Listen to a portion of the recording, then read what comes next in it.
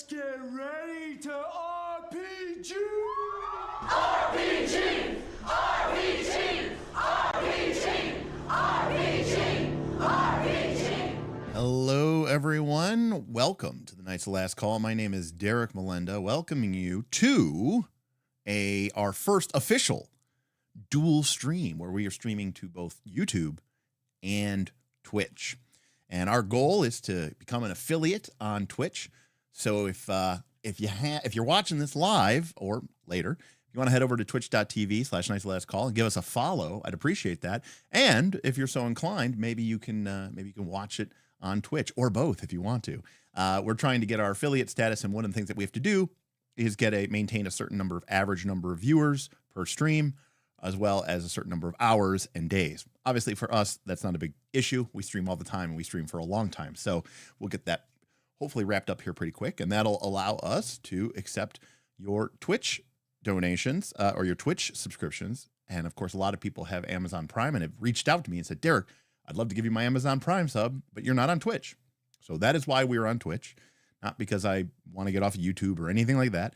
It's quite simply that my followers are trying to help me out. Of course, I am without a job, I should say. So I'm kind of relying on the channel to provide me with an income for the time being. And, you know, if a bunch of people throw me their $2 free Amazon Prime sub that they're not otherwise using, that's great because, yeah, good stuff. Welcome, everyone. Yes, the neglected child that no one loves is live. Yes, indeed it is.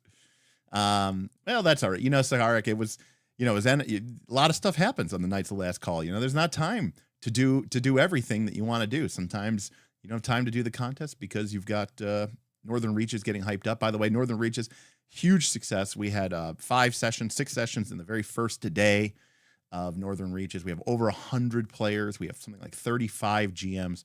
It's looking like it's going to be an incredible season. So I really hope we can keep it going. There's debate whether or not we crashed this rolling bot. It's great. This is strange coming from the land of Twitch. Well, you know, that's okay. We're all going to get used to it. Hopefully, eventually. There's going to be some changes again with some of the graphics and overlays because of that. Anyways, so today we've got a couple of goals here. We've got continue to fund the Northern Reaches servers as our tip goal, but our super chat goal is to fund another one of these monster contests. Fund a monster contest, Derek? Really? You need to make $100 just to run a monster contest? Well, I do, because I'm giving away 4 $25 gift cards. Normally, I would just give those away and not even think twice about it, but now I need this channel for money, so I'm relying on this for income. So this is basically, and by the way, technically, I only get 70% of the super chat. So $100 would give me 70. So I'd still be out $30. But anyways, I'm going to be giving away today 4 $25 gift cards to the winners of our monster creation contest. So Derek, what's this monster creation contest? Well, as with all things, Night's Last Call, it started in late night as a random kind of joke that escalated very quickly into something that we created for fun. So we were talking about the Tome of World Building, the book we reviewed a couple weeks ago, and they have in there like a legendary monster generator. And someone was like, let's roll a monster. And I was like, okay. So we rolled a monster, and we got Leech Colossus.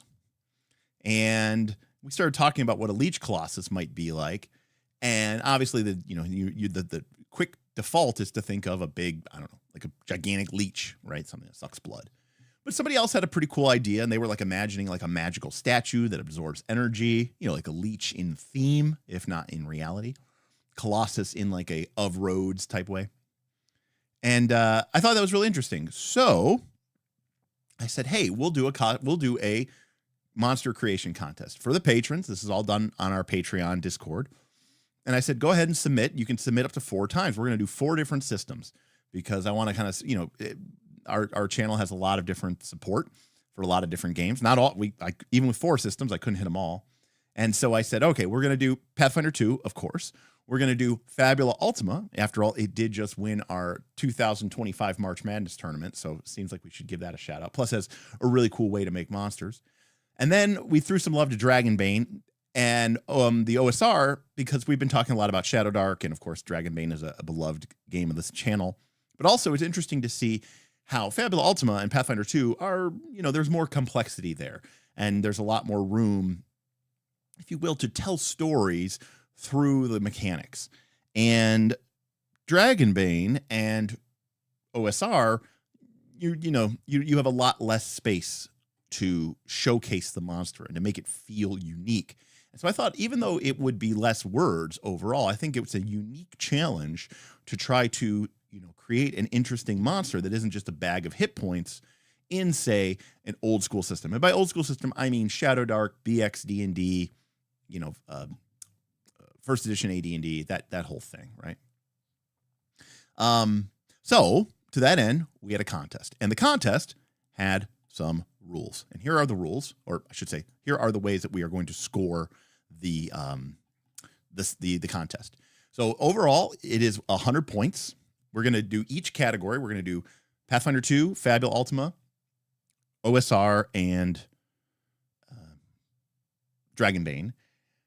Unfortunately, I was hoping we were going to get like 5 or 6 entries for every single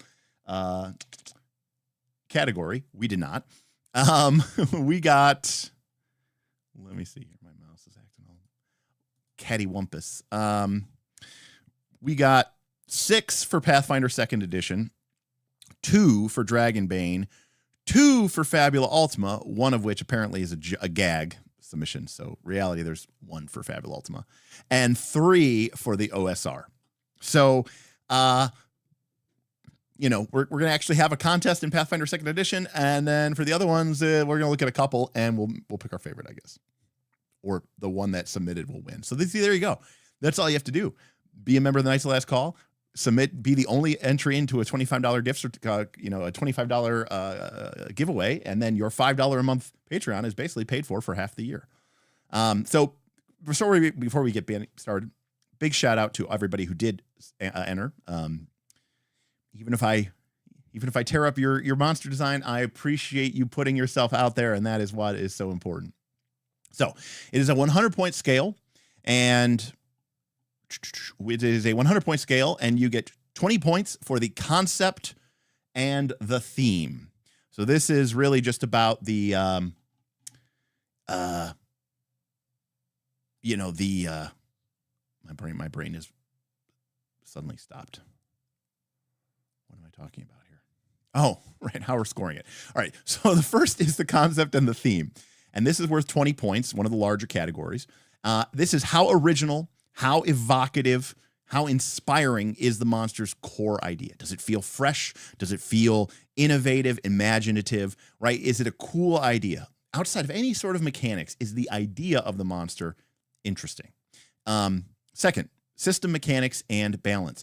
How well does the monster function within the rules of its chosen system? Is it mechanically solid and integrated well into that game system? If you have a OSR monster and it has a ton of weird, wonky abilities, well, that's not very much like an OSR monster, right? And if you have a Pathfinder 2 monster and it has a bunch of made-up abilities and a bunch of, stuff that isn't really Pathfinder 2 mechanics, I don't really think that is integrating well into a system. 3, lore and background, 15 points. Does the monster have some sort of lore, or is it rich? Is it engaging? Does it have a compelling origin? Did you think about where this monster's placed in the world? Not necessarily 17 pages. I hope nobody wrote 17 pages. But, some thought into this. The idea of this leech colossus is that it's supposed to be a legendary monster. And so, I'd like to know a little bit about its history and background. Setting integration, 10 points. Does this fit the tone, the setting, and the assumptions of its chosen system? Fabula Ultima is a tabletop JRPG, so the monster should feel like a JRPG monster. I think a grim, dark, horrible monster isn't necessarily what we think of when we think of Fabula Ultima. Similarly, an old school monster would maybe feel a little weird if it was a floating hippopotamus. Creative abilities, 15 points. Are the monsters, now we're getting into the meat and potatoes, are the monsters' abilities, their powers, their traits unique and flavorful? Do they spark the imagination? It's one thing to have a cool monster, but at the end of the day, what the proof meets the pudding is, what does the thing do? And do we think those abilities are cool? Lastly, presentation and clarity. Is it a clean write-up? Can we understand it? Is it good to use at the table? Does it have a clarity of or flow that makes it a very entry? I always say monster design isn't just about creating cool monsters. These things ultimately are a tool that is going to be used by GMs at the table. And lastly, extra points for art. If you found a cool piece of art, or maybe threw something together quickly with AI, or even sketched up your own idea, that's probably automatic. If you sketched up your own idea, it's probably automatically worth the full 10 points. Does it have a good format? Did you use some colorful, additions to make the design look nice? Did you go out of your way to try to format it in a way that fits the system? So that's how you can score up to 100 points using our scoring system. So hopefully, we may reference this again, but for the time being, we'll go ahead and close this off. Real quick here, let's see here. No D&D 5e, no D&D 5e. Wojo says, "Oh shoot, here we go, ready to get mine destroyed." Well, thank you for submitting, Jacob. I appreciate it. The Leech Colossus loves to hang out with his friends, bum free rides, free drinks, and free movie tickets. I would appreciate that as a leech. I don't know that I would love, depends on the system that you're putting it in. But that idea of a leech, I think, is really creative, and I think it's really clever, especially if you came up with some fun monsters for it or some ideas for it. Timo says, playing Pathfinder 2nd edition for some months now, I am satisfied with the type math, but I recognize that monsters often have higher stats than on-level NPCs.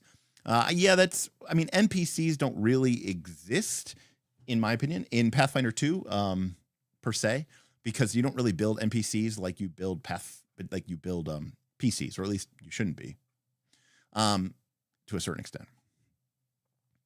Are we punishing people for being creative today? No, I want to reward it. Yes, we are. We are truly an amazing people that is all over the place now. This is about creating monsters. Just tuned in, thought it was about how well the monster systems work. I mean, we'll get a chance to talk about them, Timo. I'm sure we will have some thought process here. All right. Here we go. Gotta figure out a good way to do this here. I've got stuff all over. All right. So in total, like I said, we had 13 responses, and we're going to start off with, we'll start with Fabula Ultima, because there's only technically 2 submissions. But apparently we have a joke submission. So we'll start with that one. All right.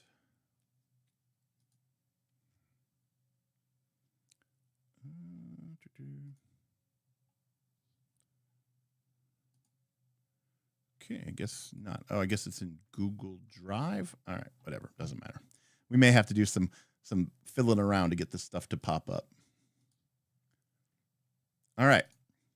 So here is our first Fabula Ultima. Now remember, the theme here was Leech Colossus. So here's hoping. So our first submission is a rat. It is a level 5 beast. It has high dexterity for Fabula Ultima, D10. It is only level 5. Its traits are hungry, fast, curious, and scavenging. It has 50 hit points. It is resistance to earth and dark. It has a relatively high initiative. It has a bite attack, which does not do a lot of damage, but it does have some other actions. Oh shit, a rat. Target is compelled to act at the soonest possible turn for its side. It must spend its next action dancing around like a fool while acting like a tough guy about to physically assault the rat. Alternatively, its action may be used to perform an equipment action to remove an accessory. Eat supplies. It can target an enemy with the highest current inventory points with an opposed check. If the check succeeds, it loses 3 inventory points. All right, well, obviously this is completely off of our theme, and was in fact, I think, the gag entry. But we'll score this thing anyways here, and we'll keep track of this on an Excel doc. So here we go. So it is a leech. All right, so here we go. Fab Ultima. So we've got concept and we've got mechanics, we've got lore, we've got setting, integration, creative abilities, presentation and clarity, art, and extras. So our first option here is a rat. Well, for concept and theme, I'm going to say that I don't think that this thing is particularly ratty, but given that he was trying to make fun of the meme, I do have to at least respect that, and I'm going to give it 5 points for the concept out of 20. Next is system mechanics and balance. Well, it does seem to be a Fabula Ultima monster. It has 2 resistances. I would have liked to have seen a vulnerability in there. I think that's missing. Maybe an additional basic attack. I think the eat supplies ability is kind of cool. We'll get into that in a second. I don't know how balanced this ability is. It doesn't seem like it would be very useful or good. Overall, I think I'm going to give this 5 points for the mechanics as well. The lore and background is almost entirely missing, but we could certainly see that it is a rat. So we're going to give it 3 points for lore and background. How well does this integrate with Fabula Ultima? As a beast, fast, curious, scavenging, I'm going to have to say not much at all. Setting integration is only going to get 2 points. Creative abilities. I'm actually going to say that I like this eat supplies ability. I think that's pretty cool. I don't know if that was just stolen from the game. I don't know every single monster in Fabula Ultima, but I think that's really cool. And of course, oh shit, a rat is very much harkening back to the meme. So for creative abilities, I'm actually going to give it 6 points. The presentation and clarity. This is a 10 out of 10. It uses the template. It's very clearly laid out. We can see what it is. It even has a little piece of artwork that's terrible, but its presentation and clarity is the full 10. And then for art and extras, art and extras is 10. For presentation and clarity, this thing seems pretty simple. It uses the correct terminology. Again, Fabula Ultima kind of gets a bonus here because it's so easy to do there. So we're going to say that it's 10 for presentation and quality as well. All right, so overall, this gets scored a 41 out of 100.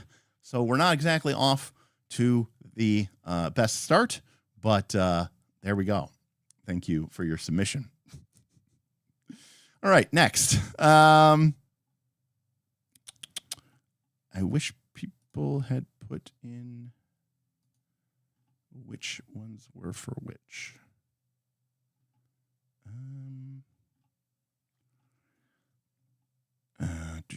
Great. I don't know what all of these monsters are for, and unfortunately Google Forms isn't really is not good actually at telling me that. Show me just the people who submitted for Fabula Ultima. Nope, not going to do that. All right.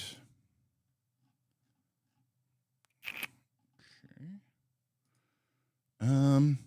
Dang, I was kind of hoping that I could just do that, but that's not the way that it works. All right, here we go. We're going to find it. Okay, here we go. Nope, that's the one we just did.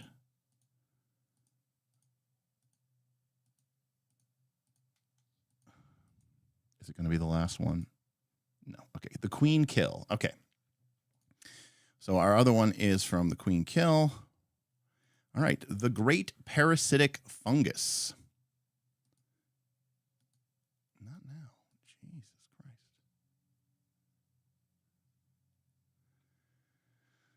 Christ. Ugh, man. Google sometimes sucks. All right, let's get this up, and here we go. All right. So, the World Tree in Peril. So this is the Great Parasitic Fungus. This is our second entry for Fabula Ultima. The elven village that tends to the World Tree has put out a call for aid. The last pilgrimage taken to the base of World Tree did not return. The scouts that were sent to investigate returned with terrible news. A great parasitic fungus has killed the pilgrim and is draining the World Tree of its vitalities. The elves rushed to the World Tree's aid but were repelled. Treants, the guardians of the forest, had been infected by the fungus. Corrupted by the parasite, the arboreal sentinels now only act to protect the fungus and its offspring. Try and try again. All attempts to expunge the fungus were met with failure. The elves, already small in number, are now even fewer. Despair grew as they watched the leaves from the world tree fade from brilliant green to a dull silver. Tired and broken, the elves pray desperately for a hero. Okay, so we've got here a full-on boss with multiple phases, and we start off with a ritual. All right, so phase 1 is the fungicide ritual. The parasitic fungus has grown a fruit so massive that it can be seen over the treetops. The elves have a ritual which can destroy the fruit, but it will take time. The party must defend the elves as they perform the ritual. Enemies. See fight mechanics.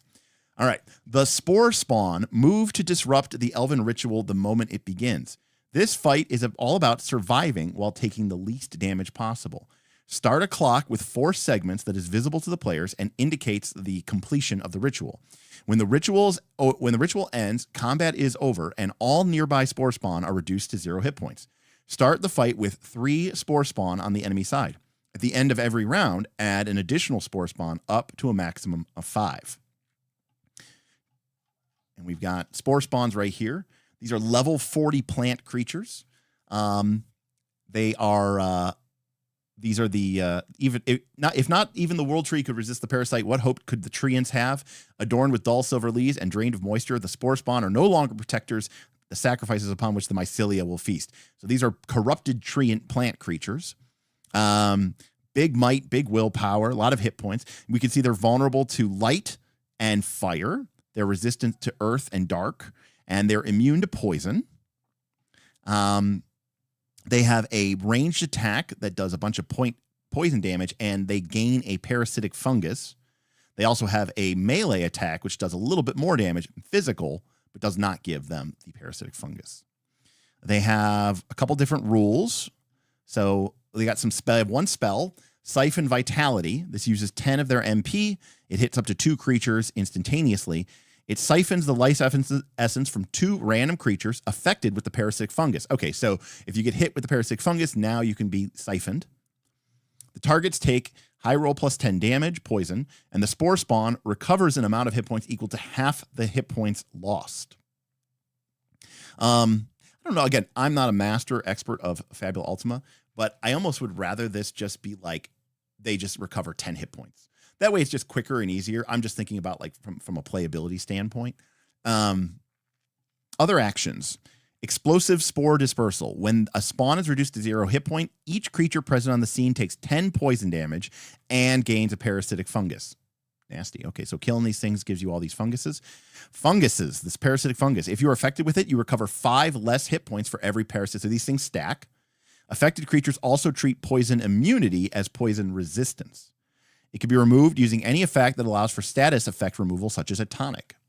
Fungal host.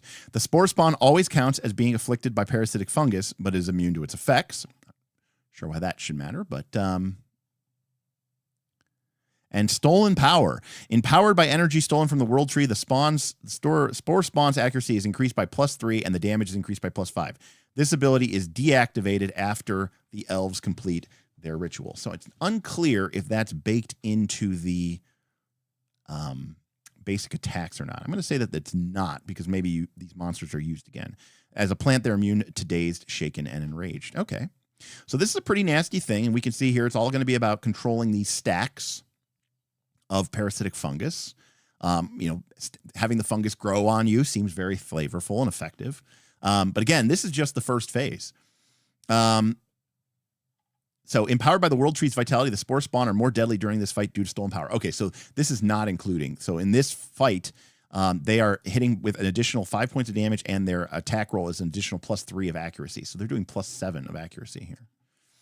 And here we have the nice little, strategy and sort of combat advice. When not in crisis, they will alternate between using proliferate spores and desiccating swing.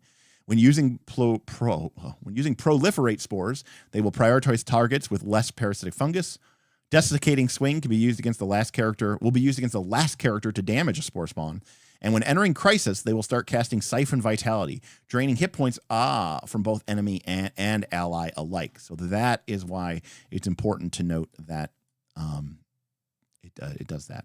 It's a little awkward because I guess it's like this way it doesn't like completely rock the party because they're immune to it and they gain hit points equal to half the hit point loss that they suffered. So it feels like a lot of times this is going to just like randomly target your own people and not do anything. So I mean, I get what they're trying to do there, but I'm not really entirely sure that I like that mechanic. Anyways, phase 2 kicks off after we complete the ritual. I don't know that we mentioned, I guess the players have to fill in the ritual because it did say that the elves are trying to complete the ritual. Not sure who's completing this ritual, if it's the players or if it's the elves or is it just a 4-round combat? Not sure. The fungicide ritual has proven effective, but feasting on the world tree's vitality has made the great fruit resilient. A shrill scream echoes across the forest, summoning all the spore spawn that were not killed in the ritual. All right. Oh, they're here. Queen Kill says, I forgot to add that the clock ticks up at the end of each round. Okay, so there we go. So it's a 4-round phase. Phase 4 is just a 4-round fight. So you have to survive for 4 rounds. And really, it's just more of like a prep, right? Because you're going to probably go right from that into the final phase. So, you're trying to mitigate damage, basically. So you're really not trying to kill too much, although you may need to control monster amount counts just to keep damage low. But, that's an interesting dynamic, and I think it's really cool.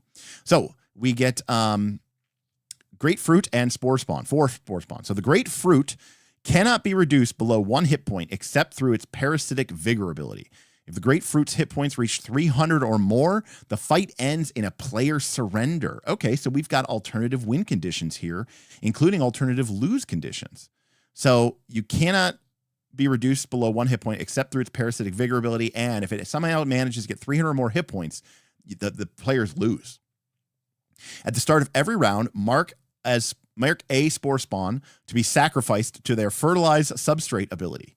If any spore spawn were marked from previous rounds, reduce their hit points to 0 as they are reduced to substrate.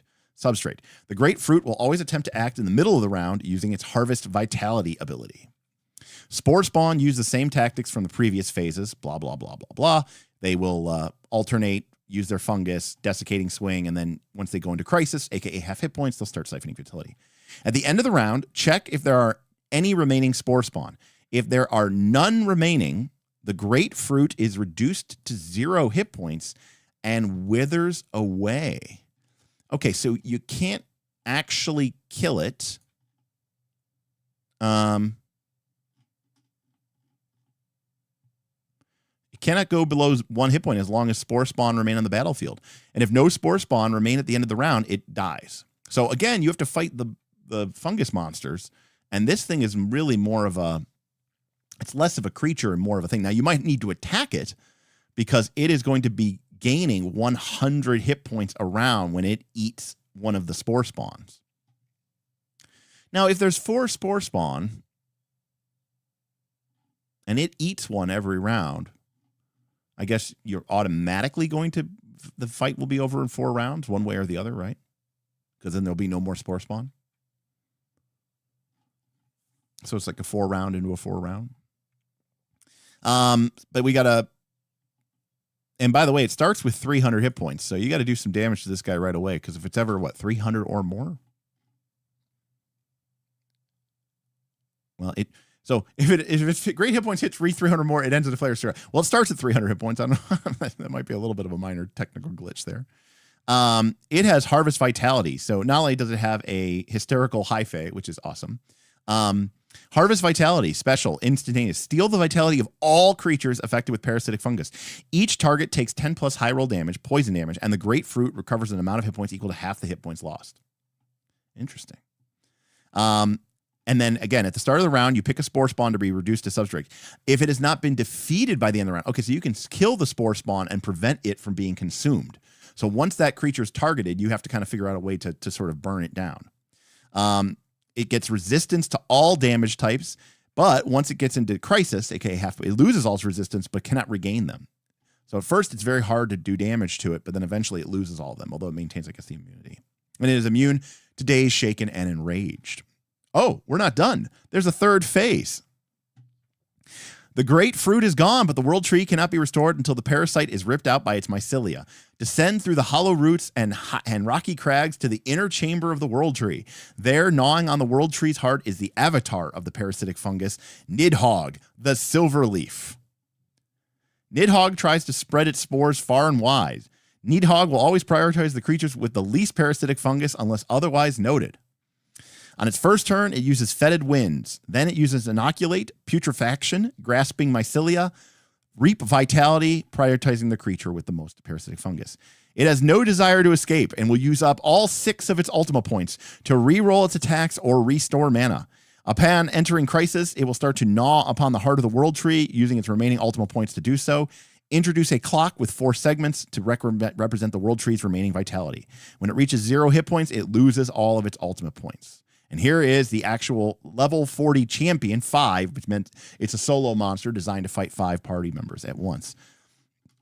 Another big thing, 650 hit points. And this is our first truly proper monster. So it has a multi-attack that gives everybody a parasitic fungus. It has a melee attack that gives people parasitic funguses. Fetid Winds targets 3 creatures, dealing poison damage, giving them parasitic fungus. Putrefaction, all creatures with the fungus suffer from a status effect. If it's an odd number, they suffer slow. If it's an even number, they suffer weak. That's interesting. Reap Vitality. And then this is the same thing again, where it can damage everybody. And this time, though, the poison damage is equal to 10 times the number of funguses on you. So don't get those stacks up. Then it can also gnaw. It spends an ultimate point. It heals 50-50, cleanses all of its status effects, and the world tree's vitality goes down by 1. Remember, the world tree only has 4 things, so even if you win, you might lose. And we still have the other things here as well. Well, the bar here is set very high. This is pretty dang awesome by all stretch of the imagination. So we've got the great fungus. The fungus amongst us, if you will. And let's take a look at what we got. Okay, so. All right, so concept is really cool. This thing is, very creative. As a leech, using a fungus that is sort of sucking out the life of the world tree, I think is completely awesome. It's Colossus. It's a massive, huge, gigantic, oversized fungus in a multi-stage battle to fight your way through its hordes of corrupted, almost kind of like The Last of Us, except it's corrupting the plants, and then fighting a big giant mushroom, and then finding, of course, an actual person. So that's pretty sweet. So from a concept perspective, this thing is awesome. I'm trying to think if there's anything here I didn't like. How original, evocative, or inspiring does this feel? Fresh and imaginative? I got to give this a full 20 points. I think that's awesome. System mechanics and balance. How well does this work within the function of the systems? I think it works really, really well. And here, let me show you an example of kind of what I was talking about. So obviously, Fabula Ultima does not have parasitic fungus stacks, right? But one of the things here that's interesting is notice that they provided rules for interacting with the game rules for removing the parasitic fungus stacks, because they can be removed using any effect that allows for status effect removal, such as tonic. So normally you're talking about the 6 core conditions, right? Enraged, dazed, slow, right?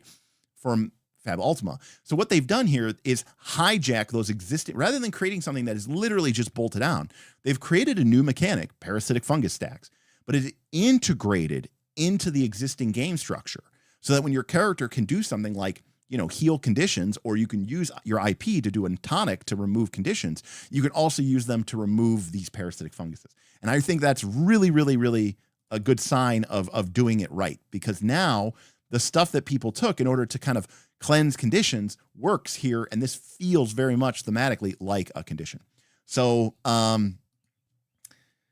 there's a couple of, I think, from a balance perspective, I'm not sure how well that would play out, if it would just be too easy to just focus down and burn down some of those monsters, or if does one tonic cure all the parasitic fungus stacks on you? But I mean, it probably works completely fine.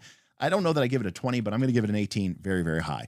Lore and background, that's awesome. I mean, there's a complete story. We've got a ritual. I'm invested. Are we going to beat this? We don't really know much about Nidhogg and his motivation, so I'll take a point off for that. But it was really, really cool. How well does this integrate into the world of Fabula Ultima? Fabula Ultima is all about the 8 pillars. It's about the corruption of this. This feels like a natural fantasy slam dunk. The fighting giant mushrooms and corrupted treants, and then of course some sort of ultimate I am the true evil at the heart of the tree. I mean, this is all very, very JRPG tropey. I really think that this did a really fantastic job. Yeah, I mean, I think that's a 10. Creative abilities. So there's a lot here, but I think they're all done really well. These feel like mushrooms. However, some of them started to feel a little repetitive. And which is probably okay to a certain extent for playability, but at a certain point, it kind of feels like everything's just kind of poison damage and mushroom stacks, poison damage and mushroom stack, poison damage and mushroom stacks. So I did feel like that started to get a little bit, kind of tedious by the end. But overall, I think it was really, really good. This is again out of 15 points. I'm going to give it 12. Presentation and clarity. They used the Fulminator to create a really, really clear presentation. The abilities were bolded correctly. Obviously, Fulminator does a lot of the work there. The description of the phases was done really well. The tactics included were very clear cut. I thought I understood it pretty well. There was a few minor typos and mistakes there, so I'm going to give it 9 points. I mean, that's pretty high bar considering how complex this thing was. And then art. I don't think there was any art, which is okay. But we did get some extra stuff. This is art and extras. Technically, it's not just art. It's art and extras. And extras include things like well-formatted stoplex, layer write-ups, and flavorful boost. We were expecting a monster. We got an entire multi-phase, including like a skill challenge, ritual defense system, then a burn it down quick thing, and then a final full fight against a solo monster. You know, I got to give it a 10 out of 10 for that. So the Great Parasitic Fungus gets a 93. So that's a very high bar. I thought this was done really well. And obviously, those are the only 2 Fabula Ultimas we have. So obviously, the Queen Kill wins. Congratulations. I am strong. Cheers to you. Strong. But I think we can all agree that this was a well-deserving win. Anyways, this was a really cool monster, and I thought it was really, really, really cool. So, the Great Parasitic Fungus is our winner for Fabula Ultima. Cool, awesome, sick. All right, what are we gonna do next? What do you guys want to do? OSR, because we're gonna do PF2 last. You guys want to do OSR next, or we want to do Dragonbane? I think Dragonbane, we only have 2, so we'll do Dragonbane next. All right, let's go over to Dragonbane. I got to find it. Here it is. All right.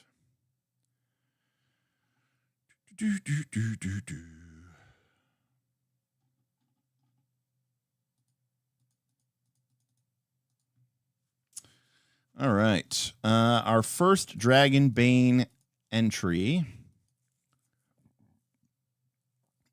is from Goblins and Androids. All right.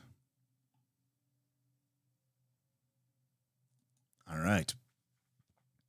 And we have the Bloodworm. Now, remember, Dragonbane is a very different, different sort of system, right?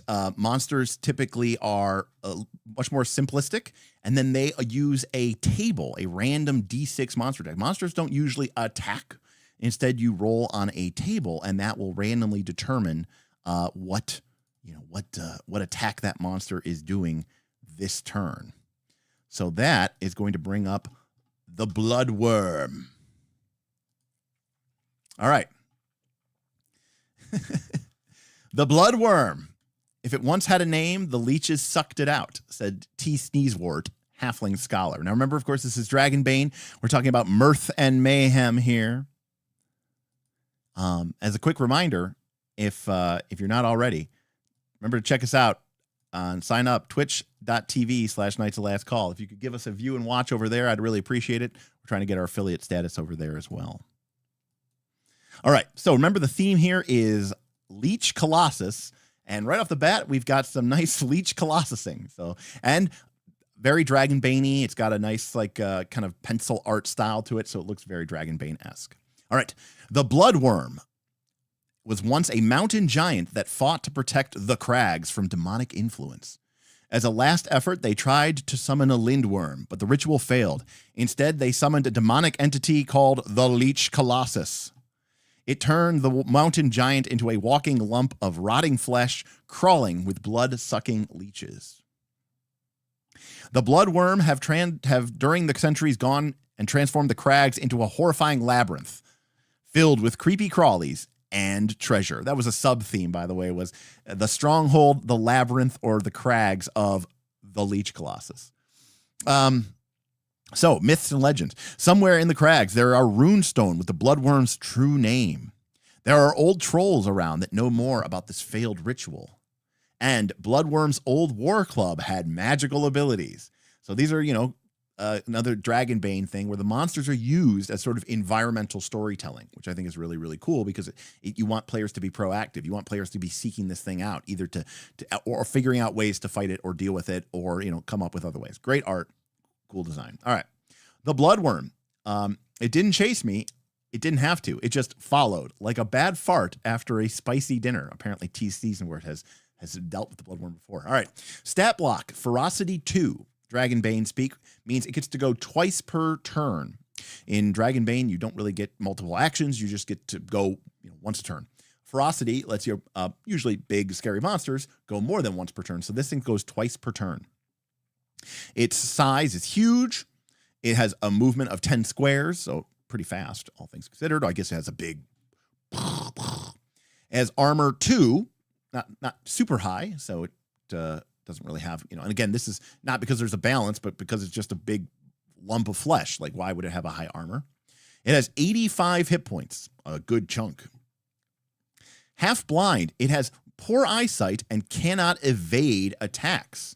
Okay, so normally you can use your action to try to basically dodge an attack by evading it, and this creature cannot do that. Bloodlust, if an opponent has less than 10 hit points and have taken damage, the Bloodworm gains +1 ferocity. So as your party starts reducing your hit points and this creature, gets all psyched up, it gets frenzied, gets by the sight and the sound of the blood, and it actually gains ferocity, which means as you go down, this thing gets to go more times per round, which is scary. And immortal. So we have this fun little addendum here. If it is reduced to 0 hit points, the Bloodworm dissolves to blood, seeping into the ground. It will appear in the desecrated summoning circle after a full rest. It can only be exiled by sanctifying the circle again. So again, speaking to Dragonbane, that monsters are more about problem solving and environmental storytelling than just being a CR balanced appropriate monster. All right, let's get into this thing. Let's see what it does. So on its turn, and by default, it goes twice a turn, you're going to roll a d6, and that is what the monster is going to do for that turn. Technically, you can pick it, but come on. What are we even doing here if we're picking it? There we go. Okay, 1. Fleshy Punch. A massive punch for 2d8 damage. Knocks the target 2d6 meters back. It can be evaded or blocked, and that's interesting. So this is like your basic melee attack. Monster attacks normally cannot be blocked. They can only be evaded. So this is kind of giving you a little bit of a nod, basically saying this is just a big attack, and you could potentially block this if you're so inclined to. Next is the Blood Harvest. This by the way, you'll notice that when it comes to monster attacks, there's no attack roll, right? It just hits. Monsters are very quick and scary in Dragonbane because they don't work like a normal PC or a normal NPC where they're rolling, skill checks in order to hit. Nope, they just hit. So, target somebody, boom, you hit them for 2d8 damage, they go flying back. All right, Blood Harvest. Again, we do have a Leech Colossus here, the Bloodworm. So this grapples one target within 2 meters, which is the default range. Your squares are 2 meters. Strength roll to resist. While grappled, that means they have to make a strength check. If they fail, they're grappled. While grappled, the target takes 1d6 wound points, 1d6 willpower damage. That's like your mana stat. Target takes 1d6 willpower damage per round as the leeches feed. The bloodworm heals 1 hit point for every 2 willpower drained. Victim can escape with a strength or agility roll, a free action on the start of their turn. This seems a little underpowered because, it's only 1 target. They get a strength check to resist. Then if it gets grappled, it's only 1d6 willpower, and they're only going to potentially heal like 1 or 2 hit points out of 85. Not saying that this is like necessarily bad, but I think as a GM, I'm like, oh, I don't want this one. Hurling leeches. They throw leeches at 2 targets within 10 meters. Take 1d4 hit points damage until the leeches are removed. Any spell casting has a Bane until they are removed with a successful healing check. And by the way, armor has no effect. So it sounds like these are, you take 1d4 damage maybe per turn or every time you go. And that could be nasty, especially if you get a bunch of leeches on you and they're all draining you. And of course, making spell casting more difficult. Very cool.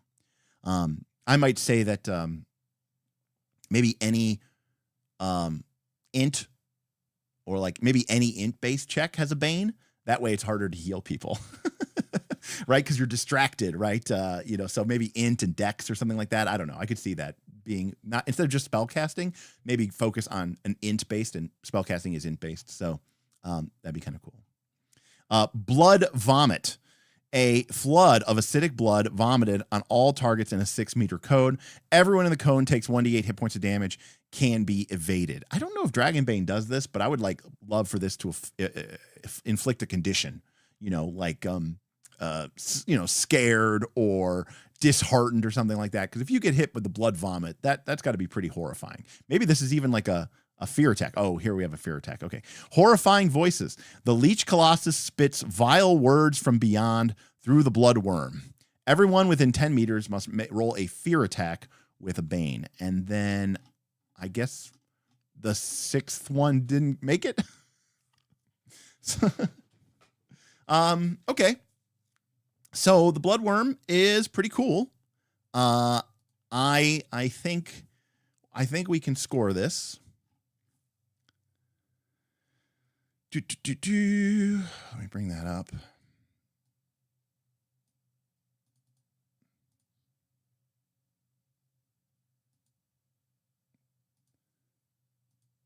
Okay.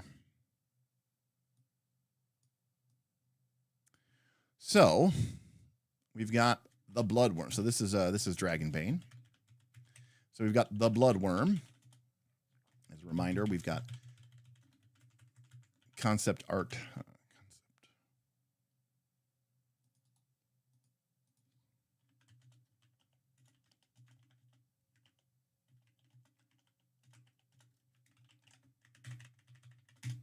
All right. So, concept.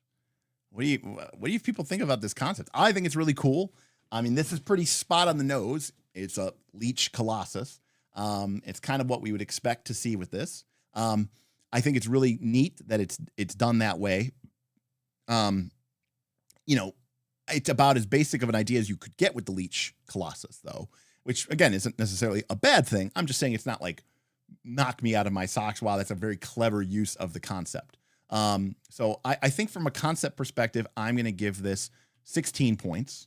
I think that it's really cool. The idea of the worms feeding into the giant is a little bit innovative, and I think that's pretty cool. All right, from a mechanics perspective, we really have to rely here. And again, remember with the mechanics, we're looking, how well does this function within the rules of its chosen system? And from that perspective, I really like that this creature kind of is easy to hit, has a lot of hit points though. In fact, it's almost kind of like a big bag of hit points. You can't really even dodge that well. So you really want to attack this thing. However, as you become more damaged, it becomes more dangerous and more deadly. And I like that the abilities include things like harvesting blood, hurling leeches is pretty cool. a blood vomit's pretty cool. Obviously, we're missing a 6th one, so that's a little bit of knock. I will say that I think some of the abilities need to be a little bit more tuned. Again, I'm not a Dragonbane expert, but I just feel like some of these feel a little underwhelming for the scope and the scale of the creature. And I would maybe like to see like the spellcasting thing be an int thing. And maybe just something a little bit more creative with these higher level ones than just a fear attack or just an AoE attack. But overall, I think that that's still pretty cool. And it does feel very much like a leech, but I'm going to give this one for mechanics. I'm going to give it 15 points. The lore, I thought it was great. Felt very appropriate. It had this interesting, compelling location. This dark ritual. We didn't get super deep into it, but I think it was slam dunk and felt very appropriate. And I could believe that you have this corrupted giant that is harvested by these worms. So I'm going to give that 13.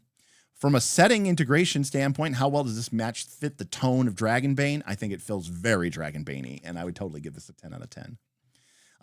Creative abilities. So how much did we like the abilities?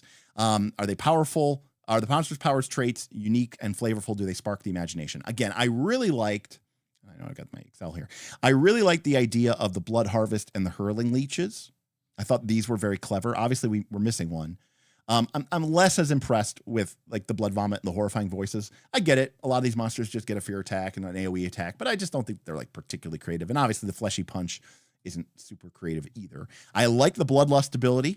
I don't know if the numbers here are right exactly. It is obviously very dangerous and scary. I don't know if this number should be like 10 hit points or something else, but I think this is a really, really cool power and function. And I really like the blood harvest and I really like the hurling leeches. I think those are very cool creative powers. And I think I would be excited to do those. I think so creativity wise, I think they're really cool.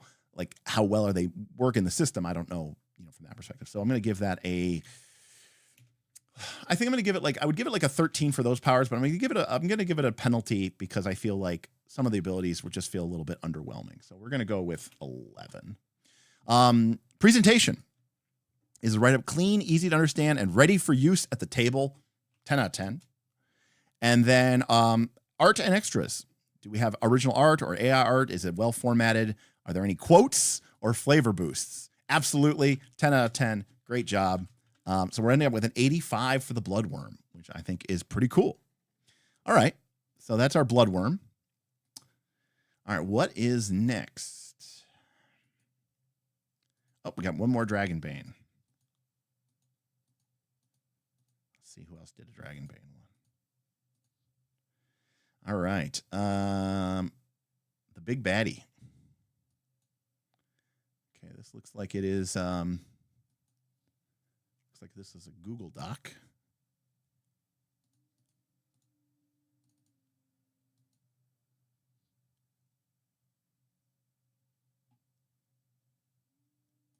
Okay.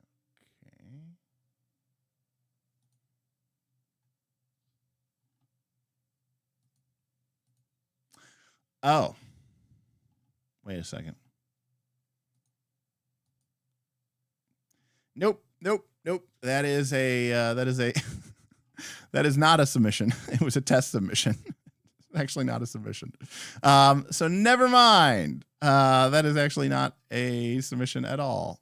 I lied. It was done by me. So guess what? That was the only one we had for Dragonbane. Hey, you're the winner, Goblins and Android. Quite the contest we have here, right? But it's not about the contest, right? It's about the process, right? It's about looking at the process and judging it. So with a score of 85, which is still, a very high B, the Bloodworm wins for Dragonbane. Okay. I promise once we get to Pathfinder 2, there's actually going to be some competition considering Fabula Ultima and Dragonbane both just had a single one. All right. So next we have OSR. So we're gonna use that. We're gonna need a little bit of wiggle room here because I don't know exactly what system people put in for this or not. All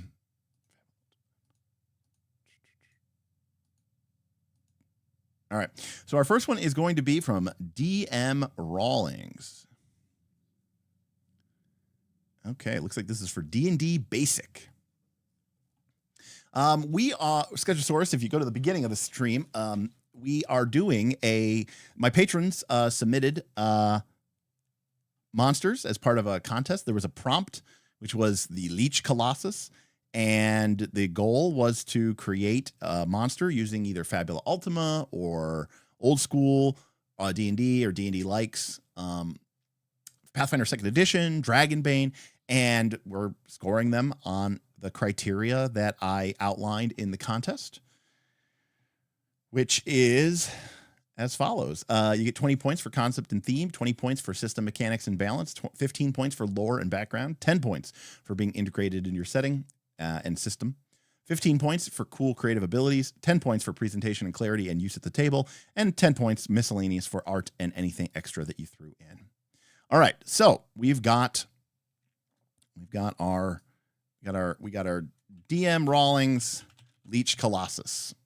All right, let's get into it. We can see here we've got a classic old school approach. So it's a dragon. Look at that.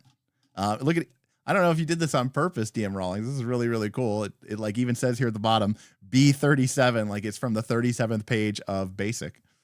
Okay, so we've got the Leech Colossus. It's got 3 subtypes: demigod, demon, and dragon. Interesting. Its AC is that it can always be hit, so that suggests that it's an ooze. Hit dice is 7 star. That means it's going to roll 7d8 for its hit points. Star means that it has many special abilities. Its movement rate is 30 feet or 10 feet. Its attack is 1 pseudopod, sounding like an ooze. Its damage is 2 through 12, so 2d6 plus special. By the way, 1 appears or 1 to 3 appears in their lair. It saves as a cleric, magic user, or fighter, depending on which of the types it is. Its treasure type is G, which I believe is the good treasure. I think that's the lair treasure. And then its alignment is neutral. So right off the bat, this looks exactly right out of a D&D basic book.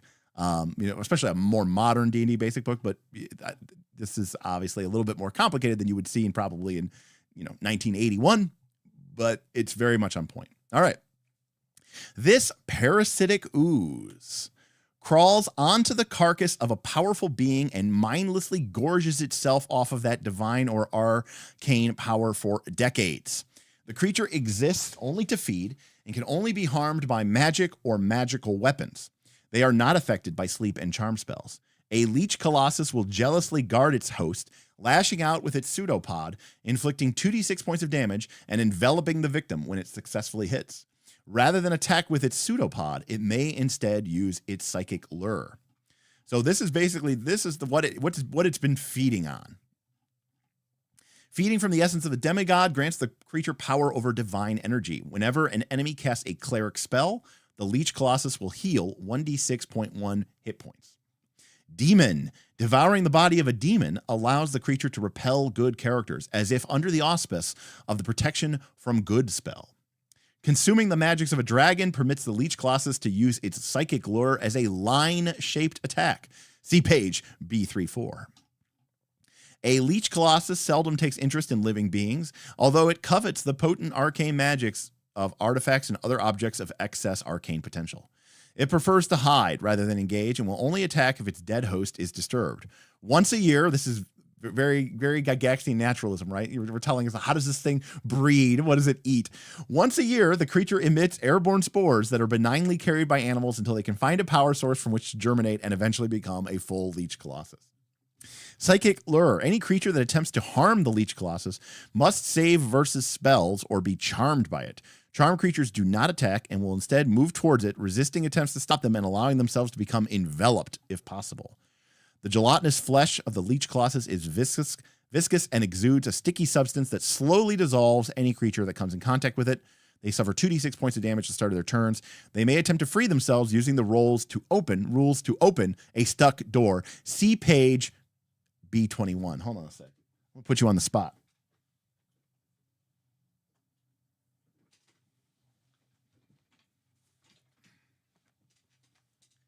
Let's see if this works. Got my book. B21. The rules for opening stuck doors are on page B21. Well done, sir. Well done.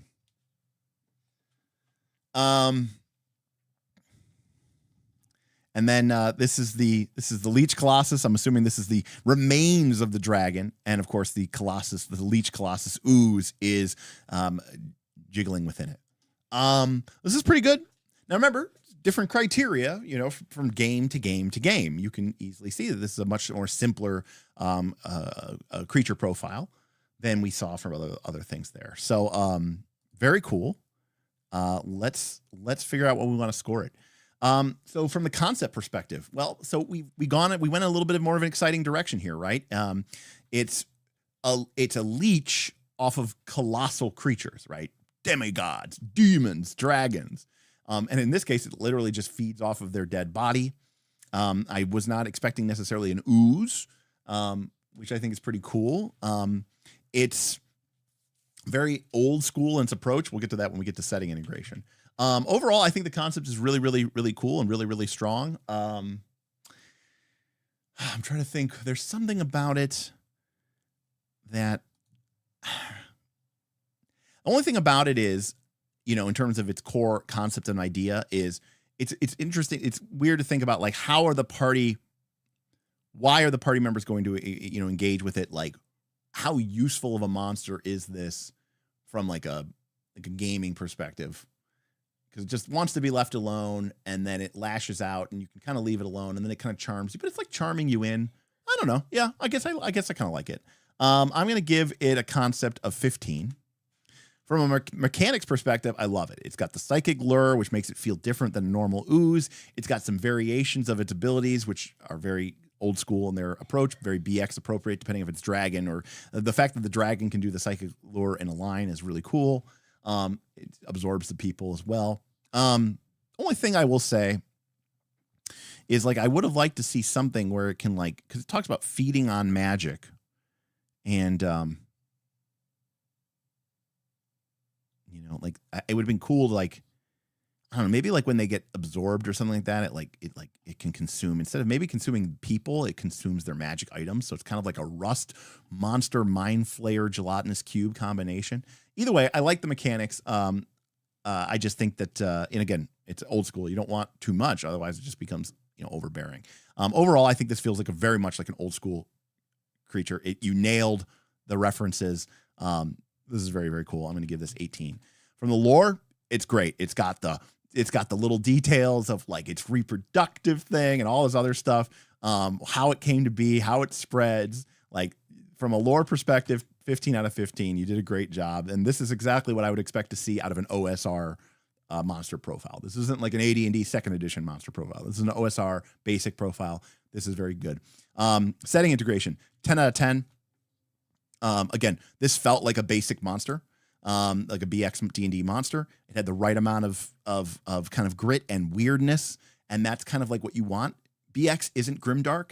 People think it is, but this is the game. I mean, BX D&D is classic D&D. This is the game with rust monsters and gelatinous cubes, right? It's not this super hyper grimdark game that people think it is. Neither is it completely silly and over the top.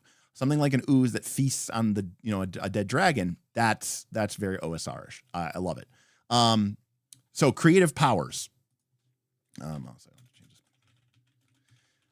Again, I liked what it had. I would have liked to see something maybe having to do with the fact that it does feed on those divine energies. I thought that having the entries for the demigod and the dragon, the demon, did make it feel different and cool and unique in that perspective.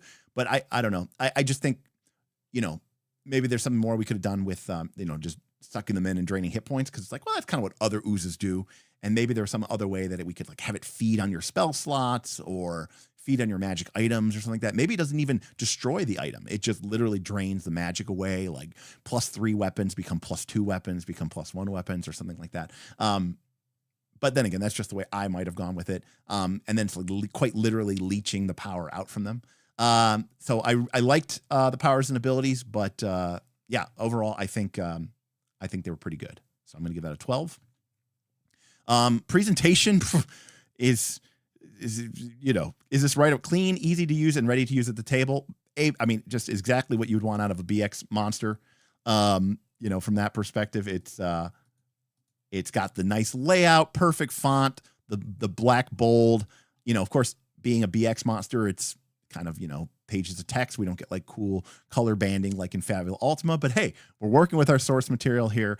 I think this would be easy to use from a BX perspective. You're only talking about it being one page. It's not even like a full legal size piece of paper here. So definitely good there. So I love that. And you nailed the art. You nailed the presentation. It looks like a BX entry. Yeah, I mean, I think it just screams to me a BX entry from that perspective. This is just so good. The font, everything there looks right on. The layout, you had the references right. Cool bit of art, you know. So yeah, I'm gonna give you a 10 out of 10 there as well. So that was pretty good too. Dang. Now remember, this is our first one where we're actually gonna have competition. So, all right. Good job, DM Rawlings. We got a total score of 90. Look at that. So we got an A. Very cool. All right, next.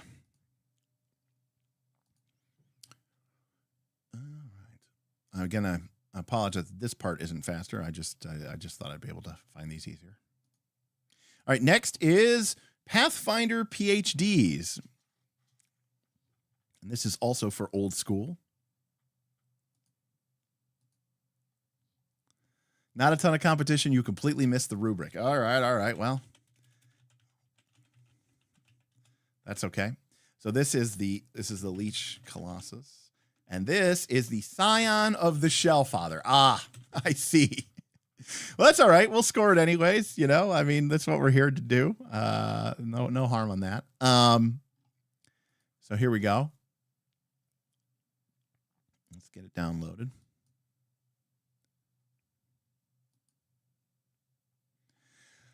All right. The Scion of the Shellfather. I'm competing against memes. So here is the Scion of the Shellfather. Some lovely AI art to kick us off. AC 19. Hit points 69. Nice. It also remembers the astrological symbol for Cancer, the crab. Attacks, 2 pincers, +8, 2d10 each. This thing's brutal. Jesus. Movement, near, unless moving sideways, then it is double near. Okay, so we're at a Shadow Dark monster, by the way. We got our 6 abilities. This is a level 10 monster. Crush. The target must make a DC 15 strength check or target takes 2d8 damage. It is impervious and can only be damaged by magical sources. It has a Mind Blast. Fills a near-sized cube extending from the Brain Eater. I guess at some point it was named the Brain Eater, or maybe that is what it's called here. DC 15 int or 3d6 damage and paralyzed for 1d4 rounds. So very Mind Flayer-esque. Mind Control. 1 target in near DC 15 charisma or Brain Eater controls for 1d4 rounds. And that's it. That's all we got. So ignoring the fact that this is not a Leech Colossus, it is a Scion of the Shellfather. Let's still take a look at this and score for this. So we basically have a tough, high AC Mind Flayer monster that is going to kind of rip you apart. This is where I got that ability from. Not very creative. So yes, I mean, it is basically a crab with Mind Flayer abilities. With this additional impervious, only can be damaged by magical sources. And then this additional crush thing here. I'm not quite sure how that works in Shadow Dark. Like, is that a special ability or is that after they get pincered? I just don't. Maybe that's a Shadow Dark thing. I don't know. I do like that his movement is near. Unless it's moving sideways, then it is double near. The memes are real. High wisdom, low charisma. All things must become crab. I would have liked to see some more crabification than mind blasts. So I must admit, from that end, I would have preferred some crabification rather than like maybe do a petrification, right? But instead of you becoming petrified, it's like you becoming crab. Maybe you're even encased in instead of literally being turned into crab, you're just encased in crab shells or something like that. Psychic like Mind Flayer, tastes like crab. Well, we'll score it. Anyways. So here we go. So this is our Scion of the Shellfather. So the concept is well, it's a 0 because it didn't meet our concept score at all. So, you know, that we do have to give you a penalty somewhere. The mechanics, they are a little, you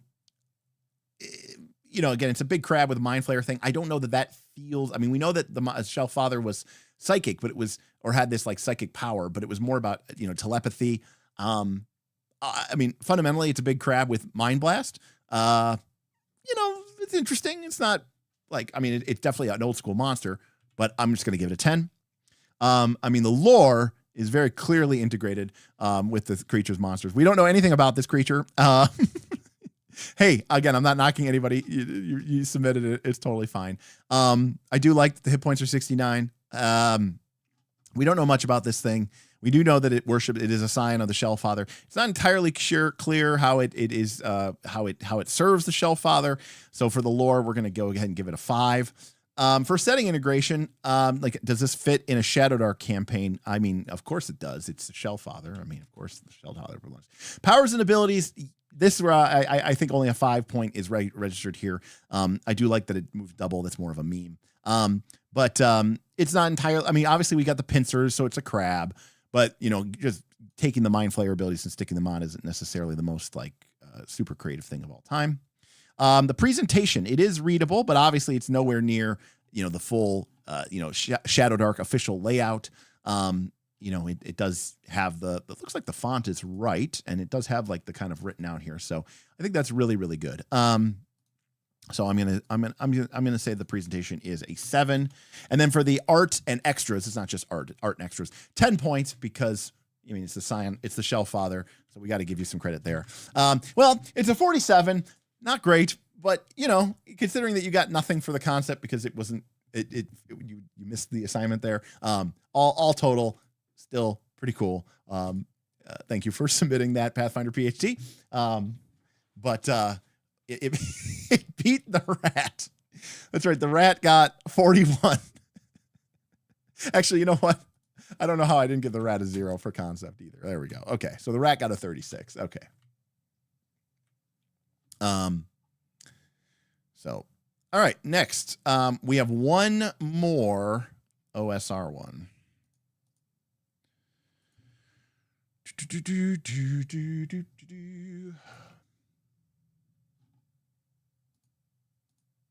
Okay, Omniscitoad. All right. Just gonna put Omnitoad here. All right, let's see what Omniscitoad gave us.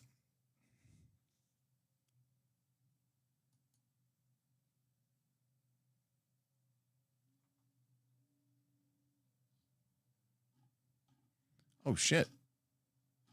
Oh shit. Okay, well, we got ourselves a mini adventure here. The Baron of the Half-Drowned Stronghold. We got ourselves a freaking booklet here for you, designed for use at the Shadow Dark RPG. All right. Well, it's like a 1-page dungeon. So, at first I thought it was going to be like a 30-page dungeon. Okay, so here we go. I mean, I'm going to give this respect where respect is due. Omniscitoad, I'm guessing, drew this art himself. So here we go. The Baron of the Half-Drowned Stronghold. A mad baron long ago tried to build his stronghold in the Swamp of Despair. To do this, he contracted the local bog coven to raise dry land for the construction. Sick. No army could hope to assail this fortress. In his hubris, however, the baron refused full payment to the coven, instead offering his protection. When the coven's representative refused, the baron had them escorted out. The representative warned the baron that they would return for payment in full at the turn of the season, but the baron felt secure in their impervious fortress and called upon the chapel priest to lay charms upon the foundations. As the season turned, the representatives to the bog coven returned and again demanded their payment. Again, the Baron refused, turning them away and calling on the chapel priest to lay blessings on the walls. The representative promised to return one more time for what is owed. As the season passed and the Baron grew rich on the swamp's natural resources, shipping exotic swamp fish and bog peat and crocodile leather far and wide, a third time the Bog Coven's representative appeared, and a third time they were turned away. This time they left a warning that by the next season the Baron would no longer have the Coven's patronage. The Baron laughed and called upon the chapel priest to lay bindings of sweet incense upon the portcullis. He felt 3 times secure in his stronghold with walls unassailable by any natural force and walls warded 3 times against any supernatural force. But no warding of the walls would protect the unstable ground beneath the foundation. At the turning of the season, the Baron awoke to the screams of his servants and soldiers. The stronghold and its connecting causeway had sunk a full story beneath the bubbling marsh water. Any scouts that returned were covered in leeches, soon dying of blood loss. The Baron attempted to escape by raft along with his riches, but he never reached the swamp's edge. The bog was paid its debt. The Baron is a semi-sentient swarm of fist-sized leeches spread throughout the sunken stronghold, but connected by its hungry hive mind. The Bog Coven long ago set the swarm upon the stronghold to prevent looters and bandits from taking up residence or searching out the fort's legendary riches. The leeches will swarm into a massive 12-foot-tall humanoid form, which will stalk and attack any intruders. So again, we've got a Shadow Dark profile here. AC 14, 39 hit points. 2 engulfing attacks, 1d8 plus blood drain. The movement is near. It flows. No strength, but high dex, high con. Level 7 monster. It deals 1d4 con damage on a successful hit in addition to its 1d8 damage. Its flow ability allows it to move through anything that's at half an inch diameter. It can climb and it can swim. And it is fearless. It is immune to morale checks unless exposed to fire or salt. And again, I cannot stress this enough. Omniscient Toad hand drew or hand painted the art.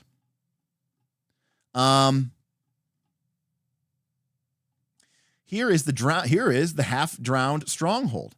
The Baron's leeches are spread throughout the flooded lower floors of the fort, and it is always aware of any living thing in the water. Adventurers will find leeches constantly hunting them. If they kill more than a handful, the Baron will form and begin stalking them using hit-and-run mechanics. So we've got...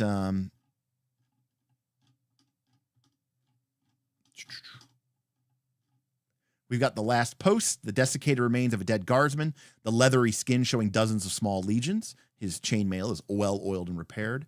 The flooded Great Hall at the bottom. The hall is flooded halfway to the ceiling and can only be accessed from the stairs above. The hall was completely looted except for the Lord's fabulous treasure, a solid silver chair which still rests on its dais below the murky water, and a crocodile makes its home here. The Lord's chambers are above that. The abandoned barracks in the far back of the room, the sunken portcullis at the front of the chamber, with the portcullis raised but half underwater. So you can see all the sort of environmental storytelling elements here, right? Like, oh, there's a big treasure, but it's a silver throne and it's underwater and there's a crocodile. How are you going to get it out? Oh, there's a portcullis, which you can raise up to take your little raft boat into the courtyard, but it's half underwater. How are you going to get it up? And the little bits of the leeches kind of spread throughout there. The Baron of the Half-Drowned Stronghold is an independent product published under the Shadow Dark RPG third license, and it's not associated with the things. Omniscient Toad Publishing. Omniscient Toad says, needs an editing pass, forgot to give the GP value of the throne. All right, so, sick. Let's do it. All right, so for starters, I think we can all agree, let's just get these out of the way. Lore, 15 out of 15. Presentation, 10 out of 10. Art and bonus extras, 10 out of 10.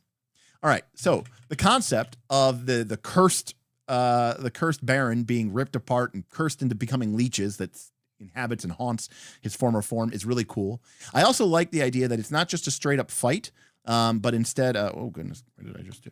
Not just a straight up fight, but is instead this idea that the thing stalks you and haunts you. The concept is so cool. The fact that it's tied into this curse and this dungeon is really, really, really, really, really, really awesome. And I think this is a fantastic job. I'm going to give this an 18. I think the concept is really, really cool.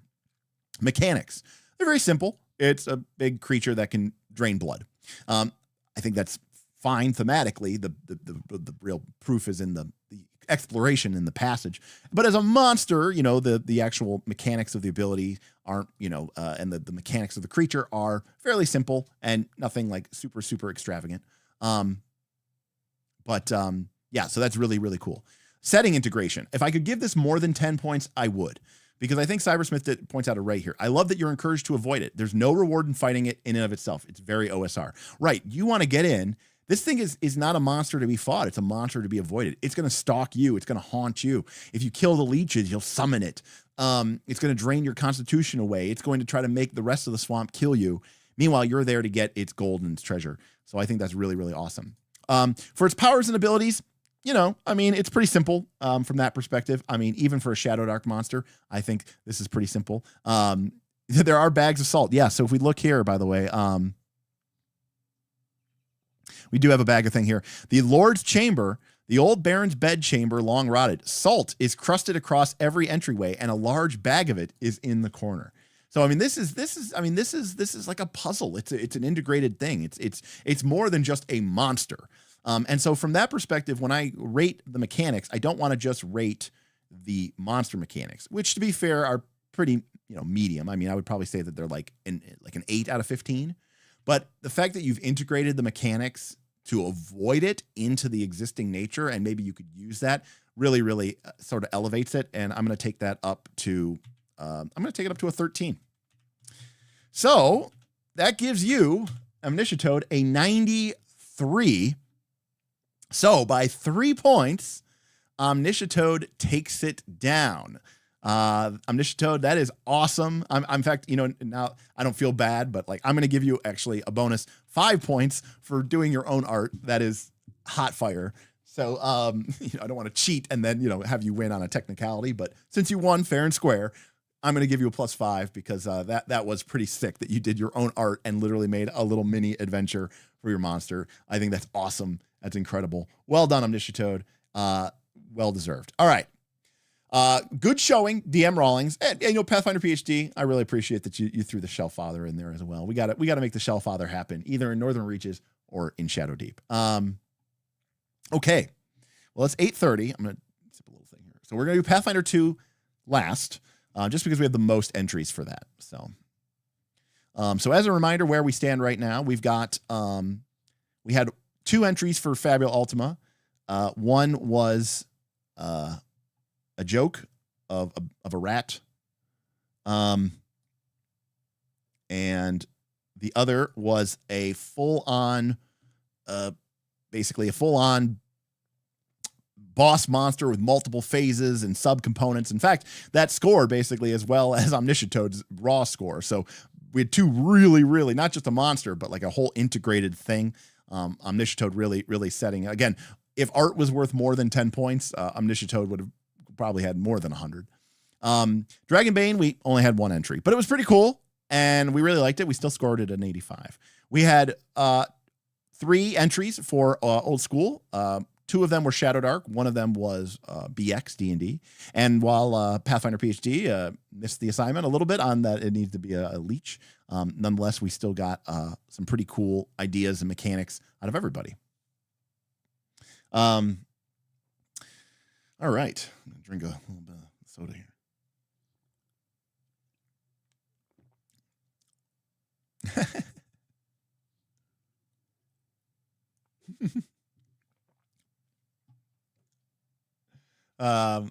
6, Stan. Well, I mean, that sounds like a good excuse to me. By the way, as a reminder, if you can, if you haven't already, head over to twitch.tv/Knights of Last Call and follow us there. We're trying to get our affiliate status over on Twitch. And once we get our affiliate status, I will be asking folks, if you don't mind, as some of you know, I lost my job and I'm not trying to figure out what I want to do, and one of the options might be to try to make some money off of the channel. And one of the ways I can do that for free is if you have an Amazon Prime subscription anyways, you get one free Prime sub that you can give someone on Twitch per month, but you have to become an affiliate. So if we can get affiliate status, which I think we can, I'll be asking folks. That way it doesn't cost you any money, but it'll give me an extra $2 or something like that a month. And maybe it's a cool way that if you'd like to support me, but you're not in a situation where you have the financial ability to do so, or maybe you already are a supporter of the channel, of the Patreon, with tips and super chats, and hey, you already have Prime, so it's kind of a free cost. Of course, if you have a content creator on Twitch who you really love supporting, and you like giving them your free sub, more power to them. I totally respect that. But if you're just throwing it away, and you're not using it on anybody, then maybe once a month, maybe I could bother you. Right. It literally is taking the money out of Jeff Bezos's pocket and helping me out. So, and it doesn't cost you anything. You're already paying for your Prime. So, so a lot of people have Prime. It is a useful service, as much as I hate to admit it. I live like less than 10 miles from an Amazon fulfillment center. So a lot of times I get same day shipping or 1 day shipping. And it is nice. I will freely admit that. But anyways, do our best to start to, and then again, $2 times, maybe a couple hundred people. Hey, that's an extra $400 or $500 a month for me. That's more money than I make from YouTube. Serious. That's more money than I make from YouTube in a month. So, a couple of literal free transactions from folks would make, basically make me more money than my YouTube channel makes. So that's pretty good. Yes, Pathfinder. I think the idea is there. I think we just need to, we need to crabify it a little bit more. I think that'll make it feel more special.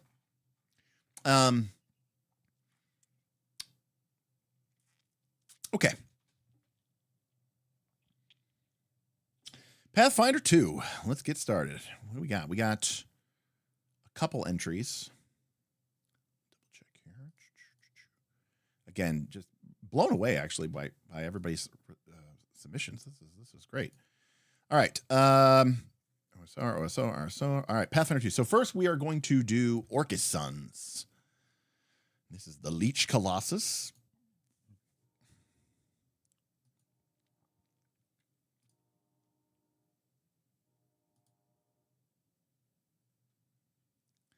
All right. Oh man, you guys went all out. I can't even highlight this enough for you. Orcus Son also freaking put bookmarks in the PDF document. This thing is bookmarked. Oh, that's crazy. Okay.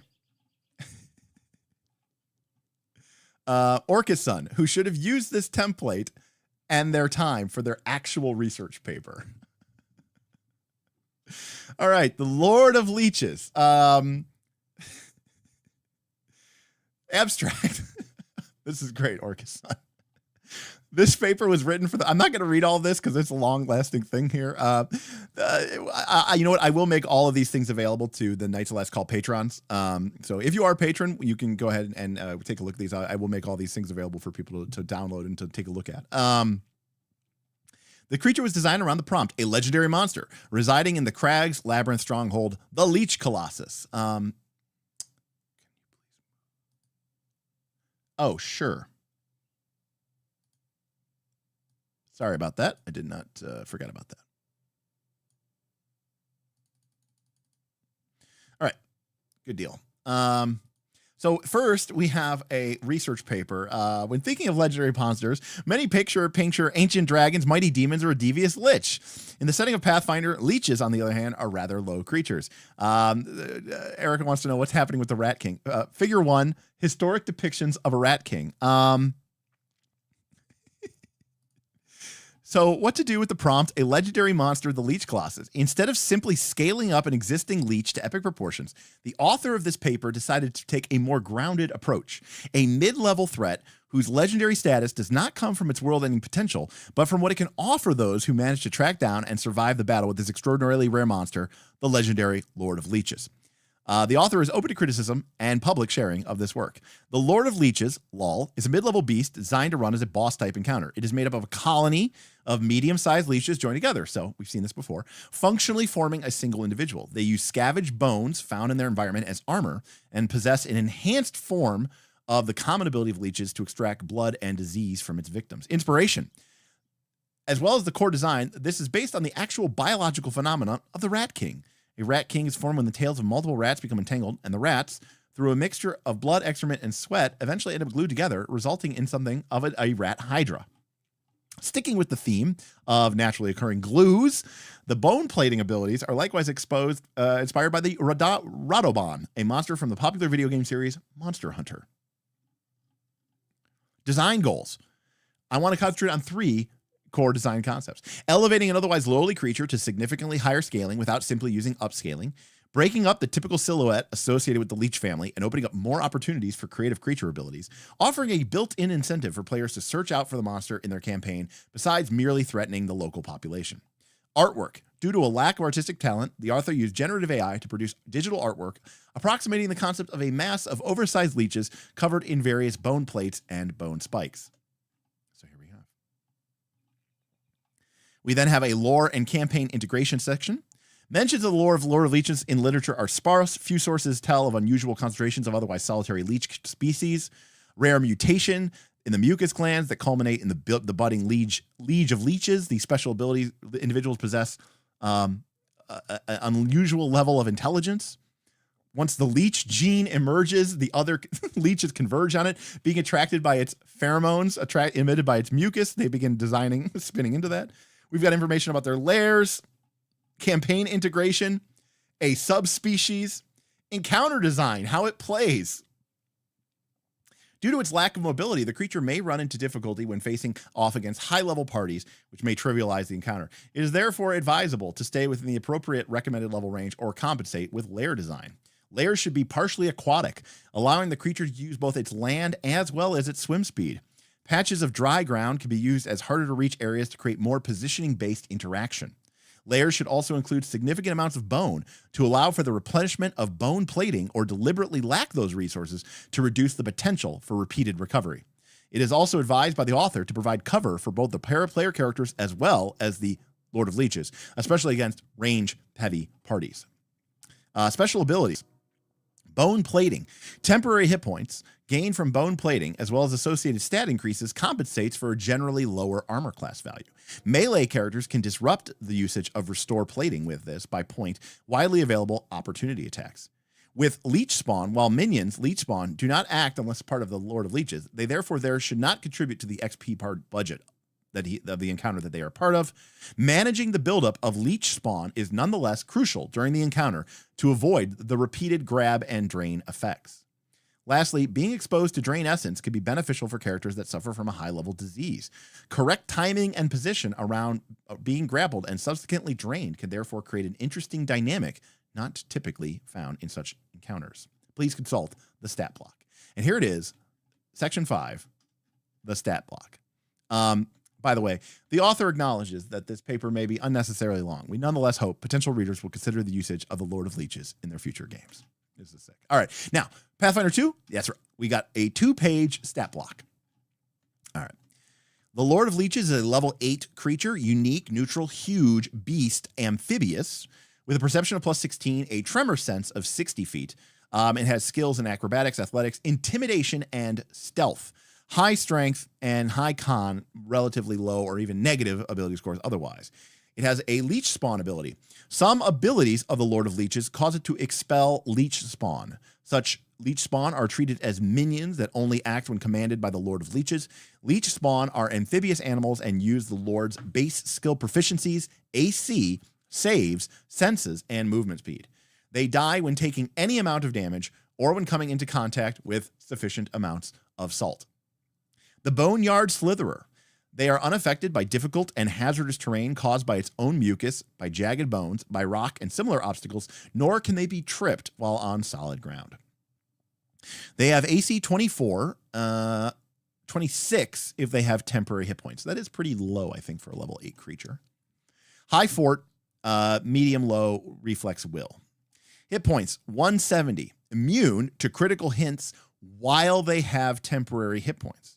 They are resistant to all. They have resistance to all damage 10, except bludgeoning, while they have temporary hit points, and they have weakness to salt 10. Bone plating. The Lord of Leeches is covered with various pieces of scavenged bone that protect it from harm. These bones grant the Lord 30 temporary hit points. While having temporary hit points, they get a +2 untyped, apparently, bonus to its AC. Hey, we got a super chat from Cybersmith. The GM guidance for environmental design is super nice. I agree, Cybersmith. Not just here's a monster, but here's how to use the monster, and here's some tactical considerations. I love it a lot. That's awesome.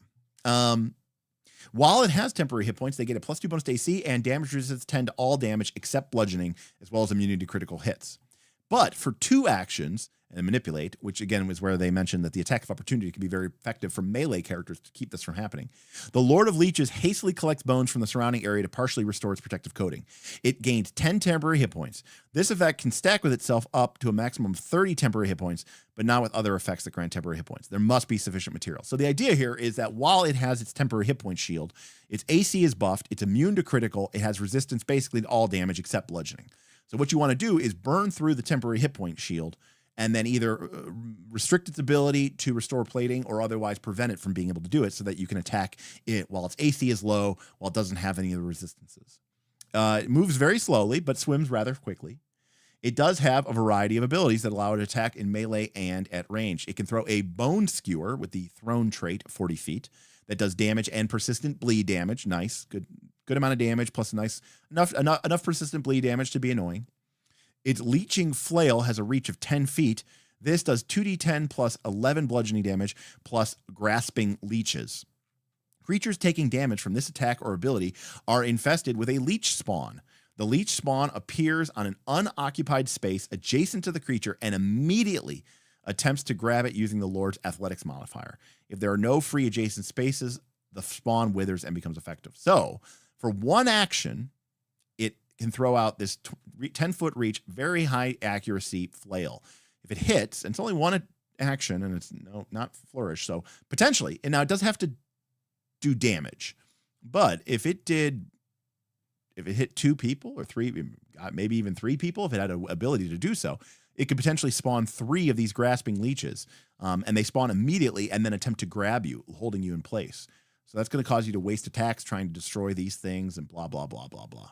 Very cool.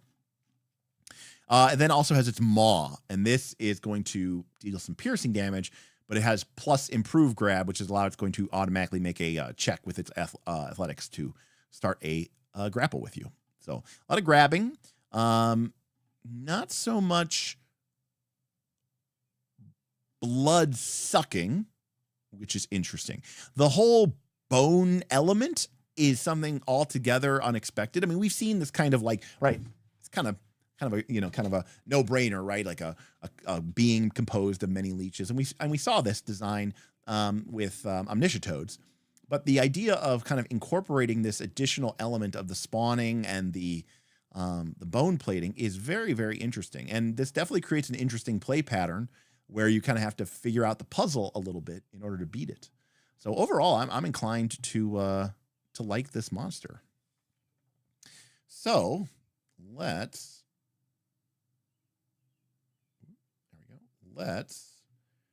do our Pathfinder 2.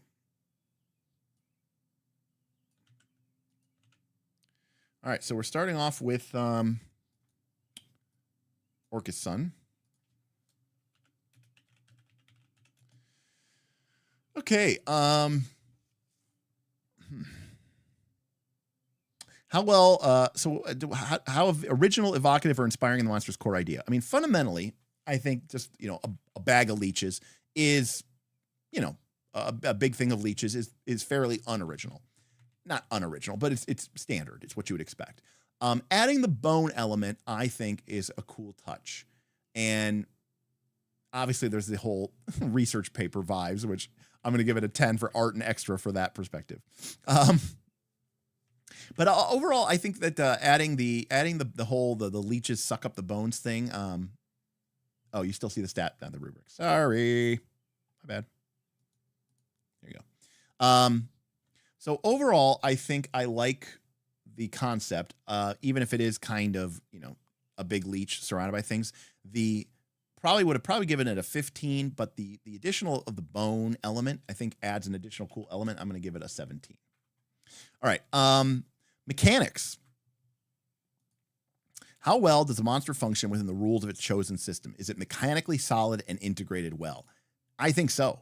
It's using persist. It's not creating any sort of new crazy weird thing. The leeches, are using the existing minion rules. They're a little weird because, Pathfinder's a little weird about like spawning minions and having minion type attacks and stuff like that. But it's not too outside of the range. It has all the appropriate stat block items. It has, an ability to function at multiple levels. I love the idea of including the additional information about how to run the monster. Mechanically, I think it's really cool. I think that having to talk about the layer defense and how the creature would integrate with the environment, I think is really, really cool. 18. Lore, how do we not give a 15? And he literally wrote a research paper about how this thing biologically originates and why people might hunt it and all of the different genetic components of it. Who can do that? From a sitting integration, this thing is weird and gross and is very, very, very Pathfinder 2-y. I'm going to give it a 9. Powers and abilities. So, fundamentally, I'm there's not really like a blood sucking element. I don't really know what's being sucked. And sure, it's leeches, but I don't really see the sucking element. So that kind of inclines me to make this a little bit lower.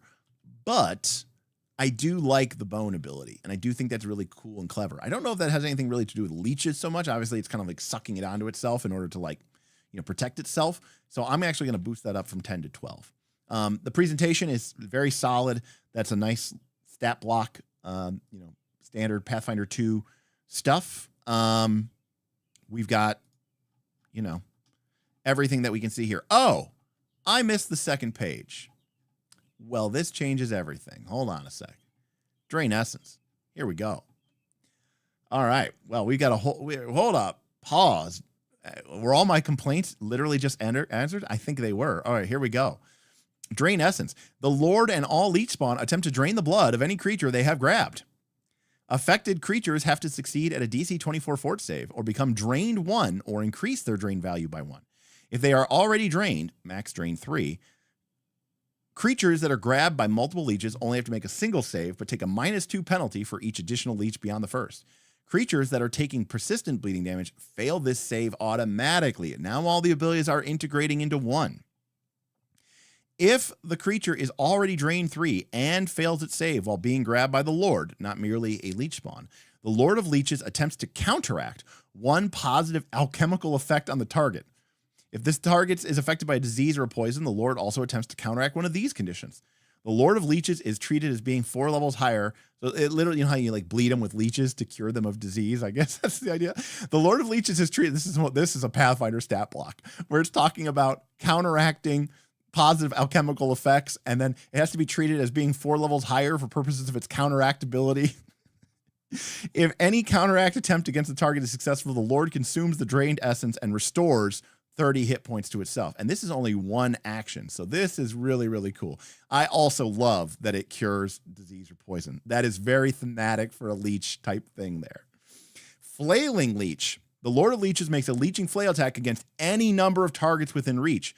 These are made at -2, but the map doesn't go up until all the attacks. So now it can potentially attack everybody easily. Seize Prey.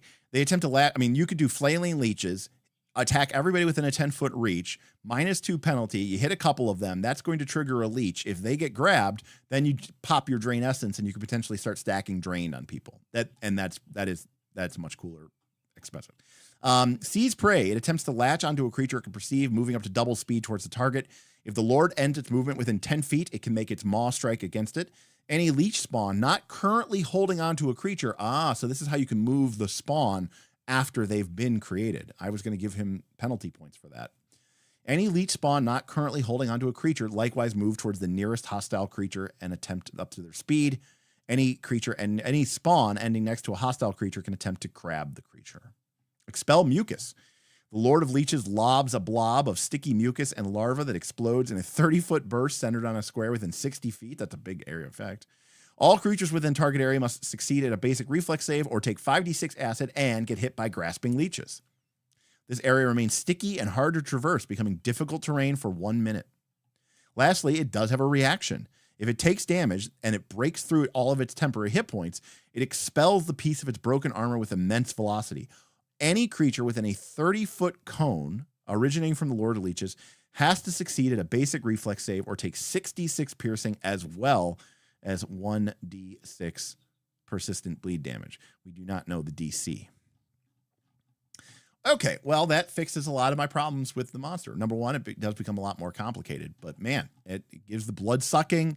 There's even more counterplay. This gives the monster the ability to attack multiple people more easily. You have a way to control the minions. Okay, this thing is nasty. Probably overtuned, maybe. All right, well, back to the Expel. We gotta update some thing here. All right, the concept stays the same, but the mechanics is going to go up to a 19. The powers and abilities are going to go up to a 14. The presentation is going to be at a 9 because, you know, it is kind of scary and long. Presentation is all about usability at the table. And this is classic. I mean, Pathfinder 2 monsters are hard to get, but, you know, you have to read all of this to even know how to run this thing. But he did include some additional, components. I mean, I probably would have given it a 7 otherwise, but he did give sometimes extra wording is not necessarily a good thing, but he did give it a very strong thing. So 93. So completely randomly, again, remember we gave Omniscient a bonus 5 points because he did his own art, and that's so amazing. This was a 93, and the fungus was a 93. So 93, 93, 93. Apparently, I'm impossible of giving higher than 93. I'm literally that's really funny. All right, well, this is a great job, and man, that's a really high bar to clear. Don't feel bad if you don't do it. All right, next, Dragonbane OSR. All right, next is Darth Gorlock, Leech Colossus. Ooh. All right, we went in a different direction altogether. I can tell you that right away. This is Darth Gorlock's Leech Colossus.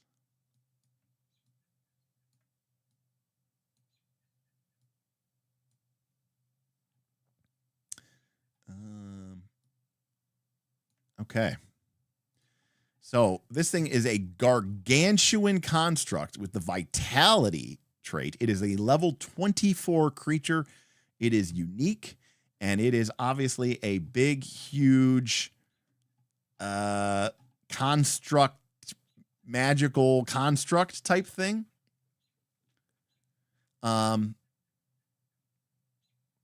Omniscient says, the complexity of how the different abilities stack and interact. Now I know why people love PF2. The Leech Lord feels like it would be a really fun, long fight. And Omniscient Toad, you kind of hit it on the head there, which is fights that are long, people say are a problem. And there are structural problems. Like if you want to get a lot of stuff done in a night, it's hard to do that if a fight's taking an hour or more. But a long fight isn't a problem as long as people are having fun and the mechanics are engaging. Long fights where it's literally just attack until it's dead and just has a lot of hit points, those are boring. But if you enjoy the interaction of the abilities and you enjoy sort of solving the puzzle of the fight and figuring out strategies and tactics that will enable you to overcome them, and you have abilities and powers that let you interact with those tactics, that can be a very rewarding experience. It's not like role playing in the artisanal thespian sense, but it is a unique kind of component of teamwork and working together, and it can be very satisfying. All right, well, we got some pretty hardcore some Gen AI art here, and here we go. This is a unique construct. It has a lair. The Leech Colossus can only use certain abilities while within the Shattered Crucible. These are indicated with the lair tag in their name. It cannot use these abilities if outside of the Shattered Crucible. So, Crucible Energy. The Leech Colossus gains 3 reactions each round and regeneration 30. It can still only use 1 reaction per trigger. AC 48. So as a sort of let's do the math on this. If you're level 20 in Pathfinder 2, you have a 20 to attack from your level. You have a 7, assuming you care about attacking. You have a 7 is your primary stat. So that's 27. Then you have a proficiency bonus of 6, unless you're a fighter. So 27 plus 6 is 33. And then if you have a +3 weapon, you have a plus 36. So by default, you need to roll a 12 to hit this thing. And of course, you can also have buffs and stuff like that as well. It has 543 hit points. It is immune to bleed, death, disease, doom, blah, blah, blah, all the stuff that Construct would be immune to. It has a draining presence aura, 25 feet. Any enemy creature that ends its turn in the aura increases their drained and doomed conditions by 1. The Leech Colossus then gains 50 temporary hit points. So talk about a draining aura, draining presence. So doomed, by the way, once you get to doomed 4 or 5, you're basically dead. Drained is basically like lowering your constitution, your fortitude save. There's no save against this. And this thing gains 50 temp. So don't end your turn inside within 25 feet of this thing, if at all possible.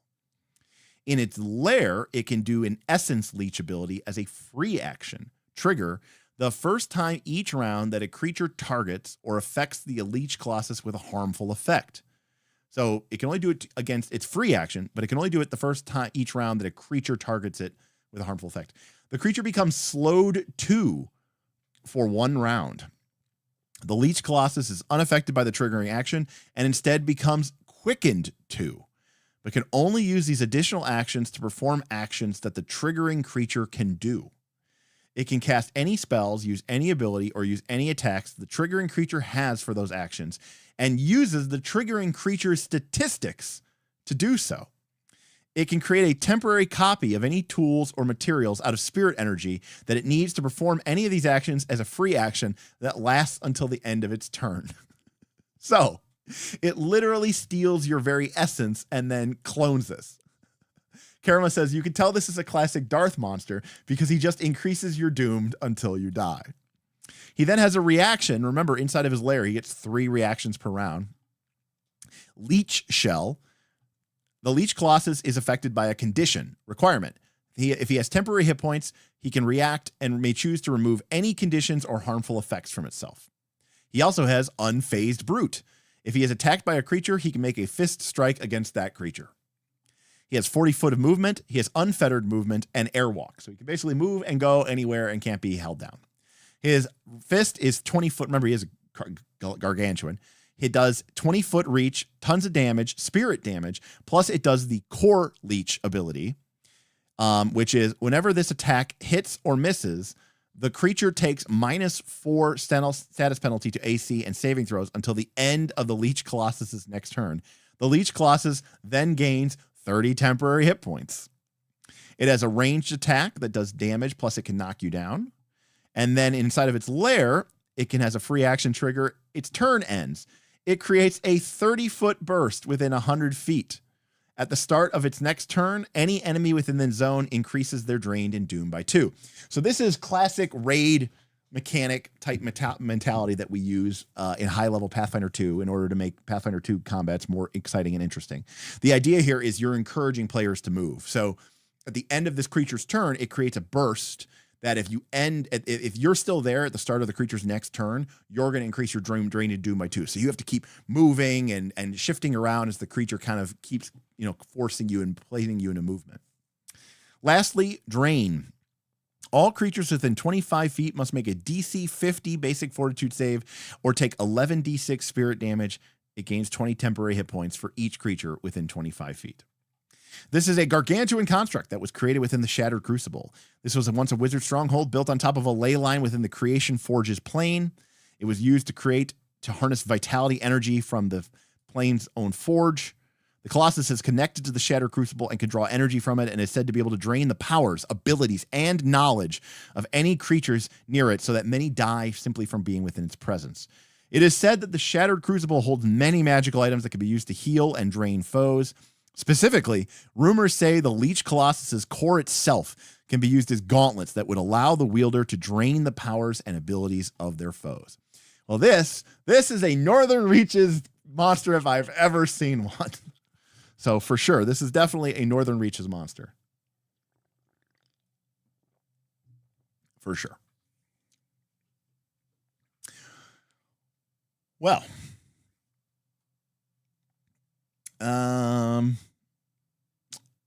gee, Darth. Cool art. Obviously, Gen AI. Lot of abilities. Crazy concept. I like the concept. I think this is cool. It's a Colossus in the sense of it being like, you know, Colossus of Rhodes. It's literally a gigantic statue. And that's kind of what Colossus means. And it's a leech in the sense that it drains everything, you know, energy, essence, all of this stuff. So it is quite the beast. So Darth, I think from a concept perspective, I'm going to give it an 18. I think the concept is really cool. From a lore perspective, yeah, I mean, I think that's pretty good. I mean, obviously it's just, you know, hey, it's a big monster that was created inside of some place where we're going to have fighting. It's not really clear why they had to create a Colossus, though, but still pretty good. 13. How well does this integrate into the setting of Pathfinder 2? Here's where I'm going to knock it a little bit. Not because it's bad, but because this is not really designed for Pathfinder 2. This is designed for the way that we Northern Reaches-fies Pathfinder 2, right? Like all of these abilities, lair abilities, like these are not things that exist in Pathfinder 2. This thing is a very much a 4th edition, you know, 5e lair MMO-ified version of a monster. This is the way that our players have taken to creating monsters, and I think this is a good approach. But from a, you know, from a Pathfinder 2 monster ability, this is not really a Pathfinder 2 monster. Clearly, it's using. I'm not dinging it too hard because it's still using Pathfinder 2 abilities and conditions, but it is, you know, it is to that extent. That being said, the powers and abilities, you know, are they unique? Are flavorful? Do they spark the imagination? Do they create interesting things? I think this is really cool. There's a ton of interesting mechanics here. There's a lot of mechanics, and I'm actually going to ding it from that. From a Pathfinder 2 perspective, I actually really like this monster. I think it does a lot of the things that it should do, creating interesting components. However, I'm going to ding it on the presentation. Not because it's a bad presentation, but because this thing is like it's like an instruction manual to read it. How quickly and easily this thing gets to the table is going to be pretty tough. From an art and others, we don't really have any information about the lair. We do have this idea of the, we have some Gen AI art. It uses the right setting, the right template. There's a little bit of lore here, but you know, it's not as much. So we got 88 from Darth, Void Colossus type thing, which is still pretty good. Again, I'm not dinging it because I think it's bad. I think this is a lot of fun to play. But let's be very clear here. This is not a standard Pathfinder 2 monster, right? This is a Northern Reaches, you know, raid, mega boss, super high level, double extreme. I have a bunch of crazy abilities, type experience. But you would never find this type of monster in a Pathfinder 2 product.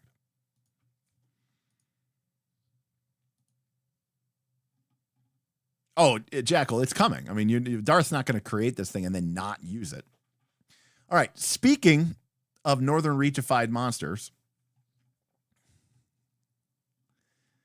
this is the most Northern Reachified monster that we've gotten yet, because it's literally being pulled out of a copy paste from Foundry. This is Karamax.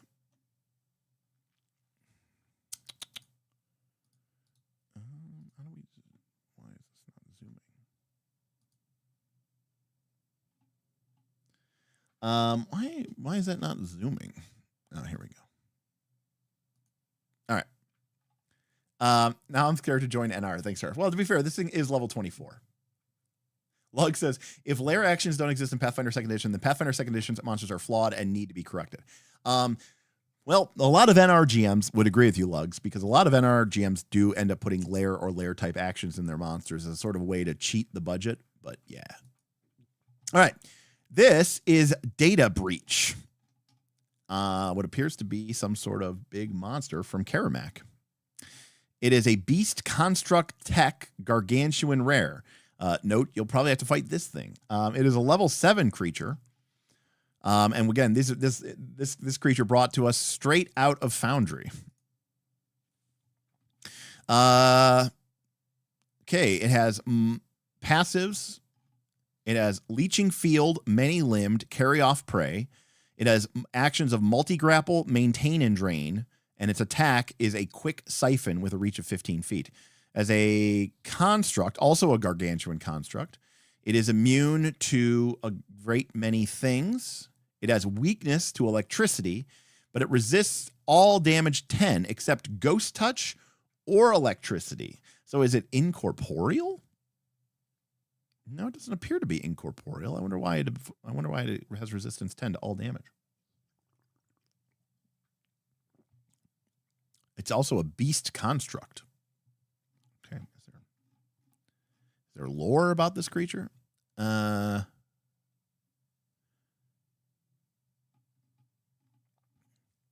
a data leech is left undisturbed for too long, it grows to an abnormally large size, becoming a data breach.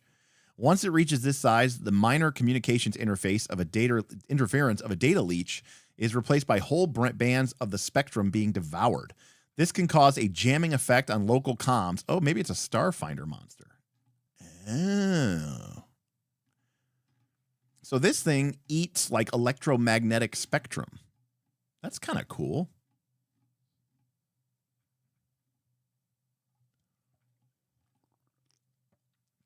All right, so let's see what it has. So its Quick Siphon is just a normal attack that does some spirit damage.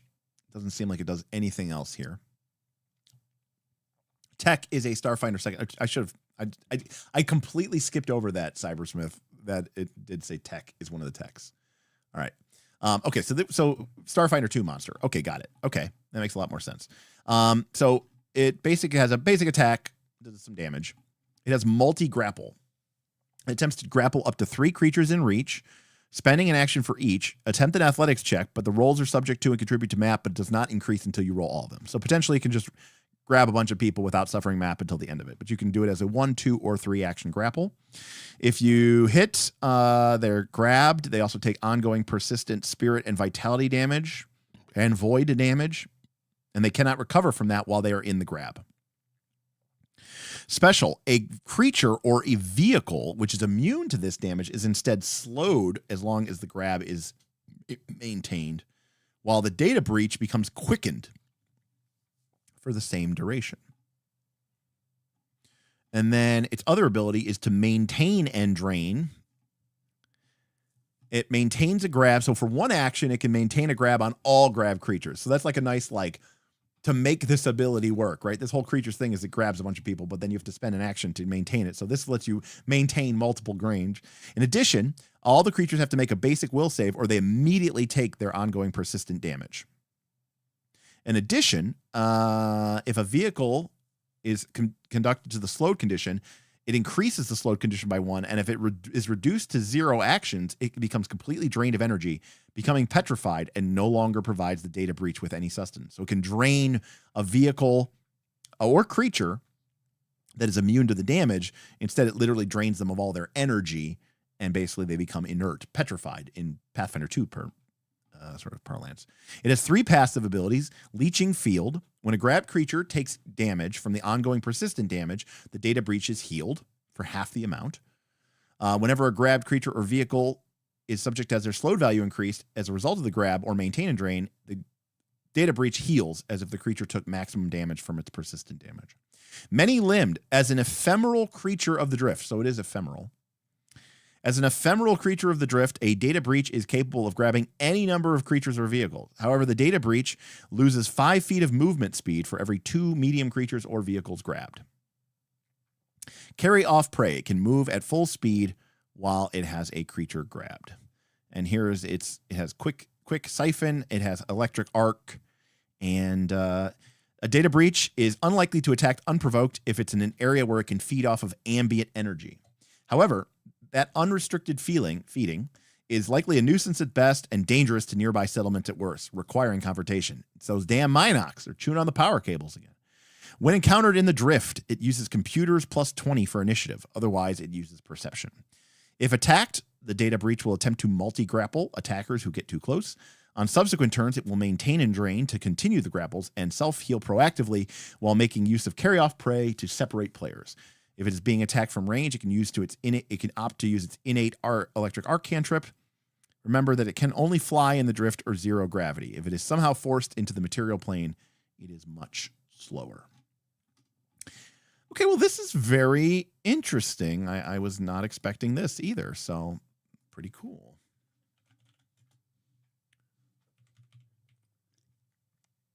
I like the concept. I think the concept is very neat. This is like the coolest concept I think we've seen yet. The idea of like a, I guess the drift must be like some sort of like, space monster. Like it's not a space monster. It's like a space astral plane. So the idea of a creature that like lives there and like feeds off of electrical magnetic fields. It's hyperspace. Okay, yeah. Mechanics. How well does the monster function within the rules of its current system? Is it mechanically integrated well? I would say yes. I mean, everything I'm seeing here uses the grapple rules, persistent damage. It's a little awkward to have all these different stacking persistent damages. That's just annoying. This is one of those things where it's like, you can tell Karamak is playing on Foundry.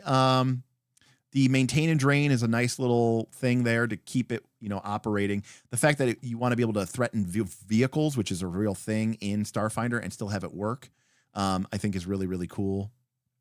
So I think that you did a great job integrating that with the mechanics. So 19 as well.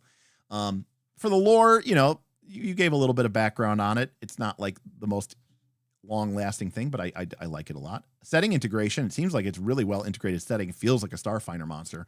So I really like that. The powers and abilities, I really, really like that. I think they're really, really cool. I think they work well. I'm trying to think if there's anything about it that seems kind of boring. I mean, there's just a lot of grappling and draining. I feel like that could get boring after a while. I think the presentation is solid. The art's a little strange. I don't quite understand that. Maybe it's just like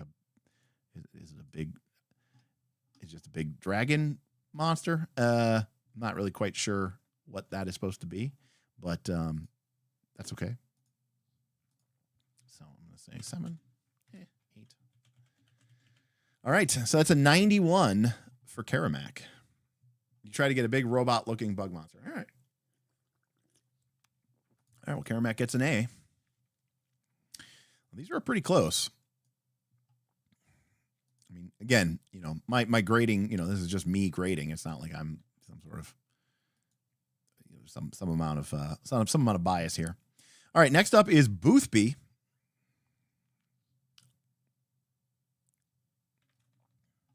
Let me download that.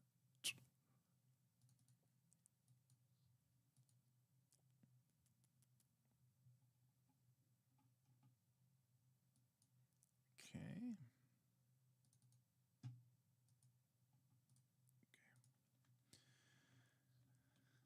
All right, one page. Deep, and Boothby says, "Oh crap!" So right off the bat, it looks like a nice entryway into the. It looks like right out of a Pathfinder 2 manual. It's nice here. We got a little sidebar. We got half a page, maybe 60% of a page stat block. Cool little piece of art. A token. Looks like we have a token image ready to go. So there's some nice little perks there. I like that stuff.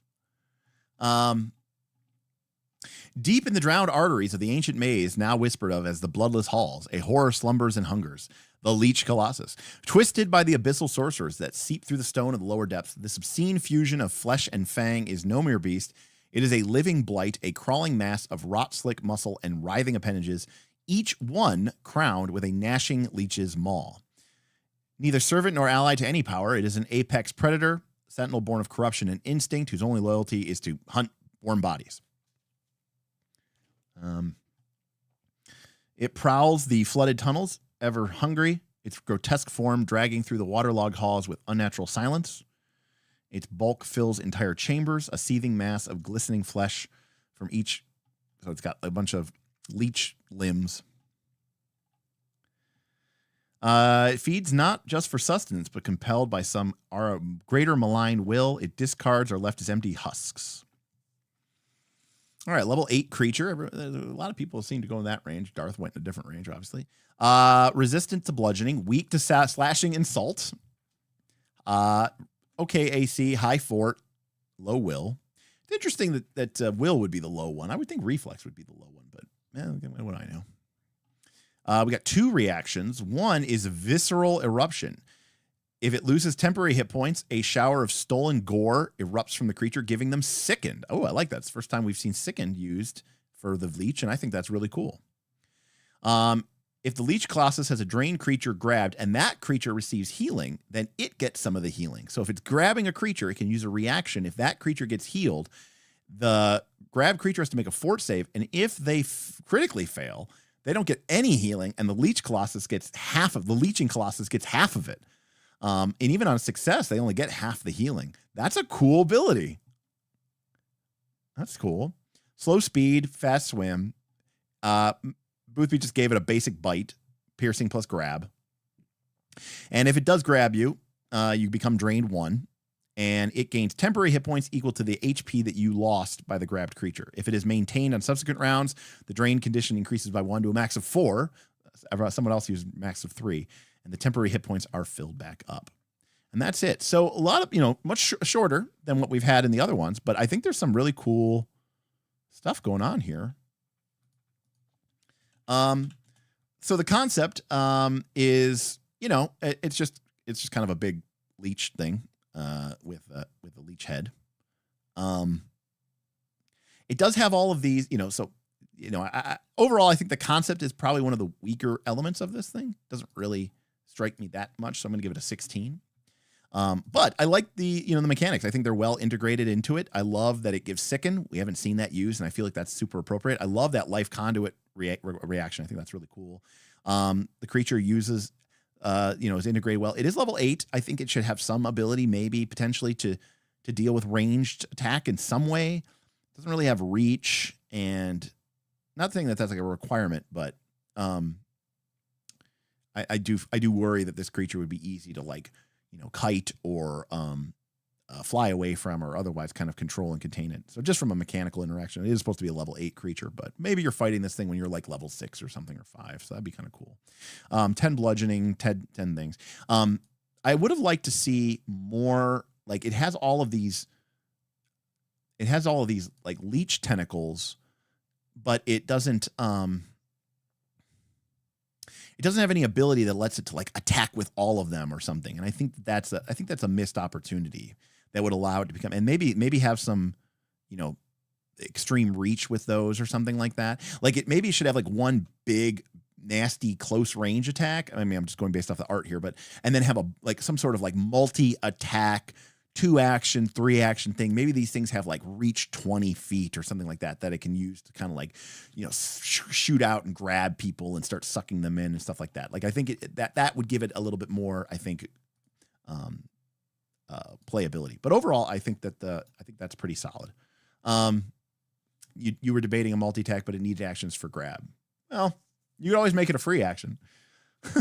Is it improved grab a free action or something like that? I can't remember. So overall, I'm going to give the mechanics a 16. Okay, unless you give it improved grab, which seems a bit. But that's kind of what the monster does, so I wouldn't be too upset. From a lore perspective, yeah, I mean, this isn't too much. You don't really get too much into where it's come from or where it's going for, but maybe a little bit more of that. But overall, I think it's. We got a little bit of information about it, enough to make me interested. Although again, it doesn't really give any idea of where it actually came from. So, I'm going to give the lore a 12. Setting integration seems like a Pathfinder 2 monster to me. It's not overly complicated. You're using, nothing made up and crazy and nonsense. So that's a 10. Powers and abilities. I like this. I mean, I think both of those reactions are very clever, and I like them a lot. I would have liked to have seen, like I said, some additional stuff from the thing there. Presentation, very clear cut, one pager, easy to see, easy to use. Doesn't require me to like memorize a whole process and study it for 10 minutes to do it. And I like the piece of art, and including the token is a really nice touch. So I'm going to give you a 9 there as well. So Boothby scores an 87 with our final score. So yeah, everything we need on one page is pretty nice. So pretty good there.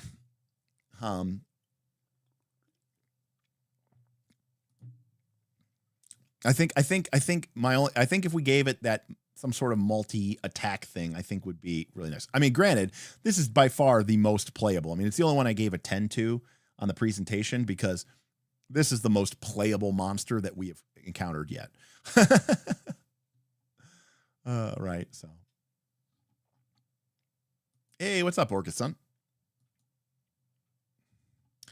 All right. I think we have 2 left.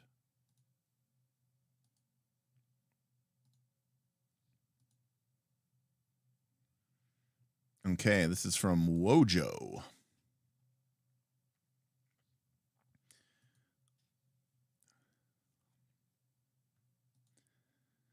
All right. All right, we definitely have some Gen AIR here. It is big piece of art. It is a it's a leech composed of leeches, as far as I can tell here.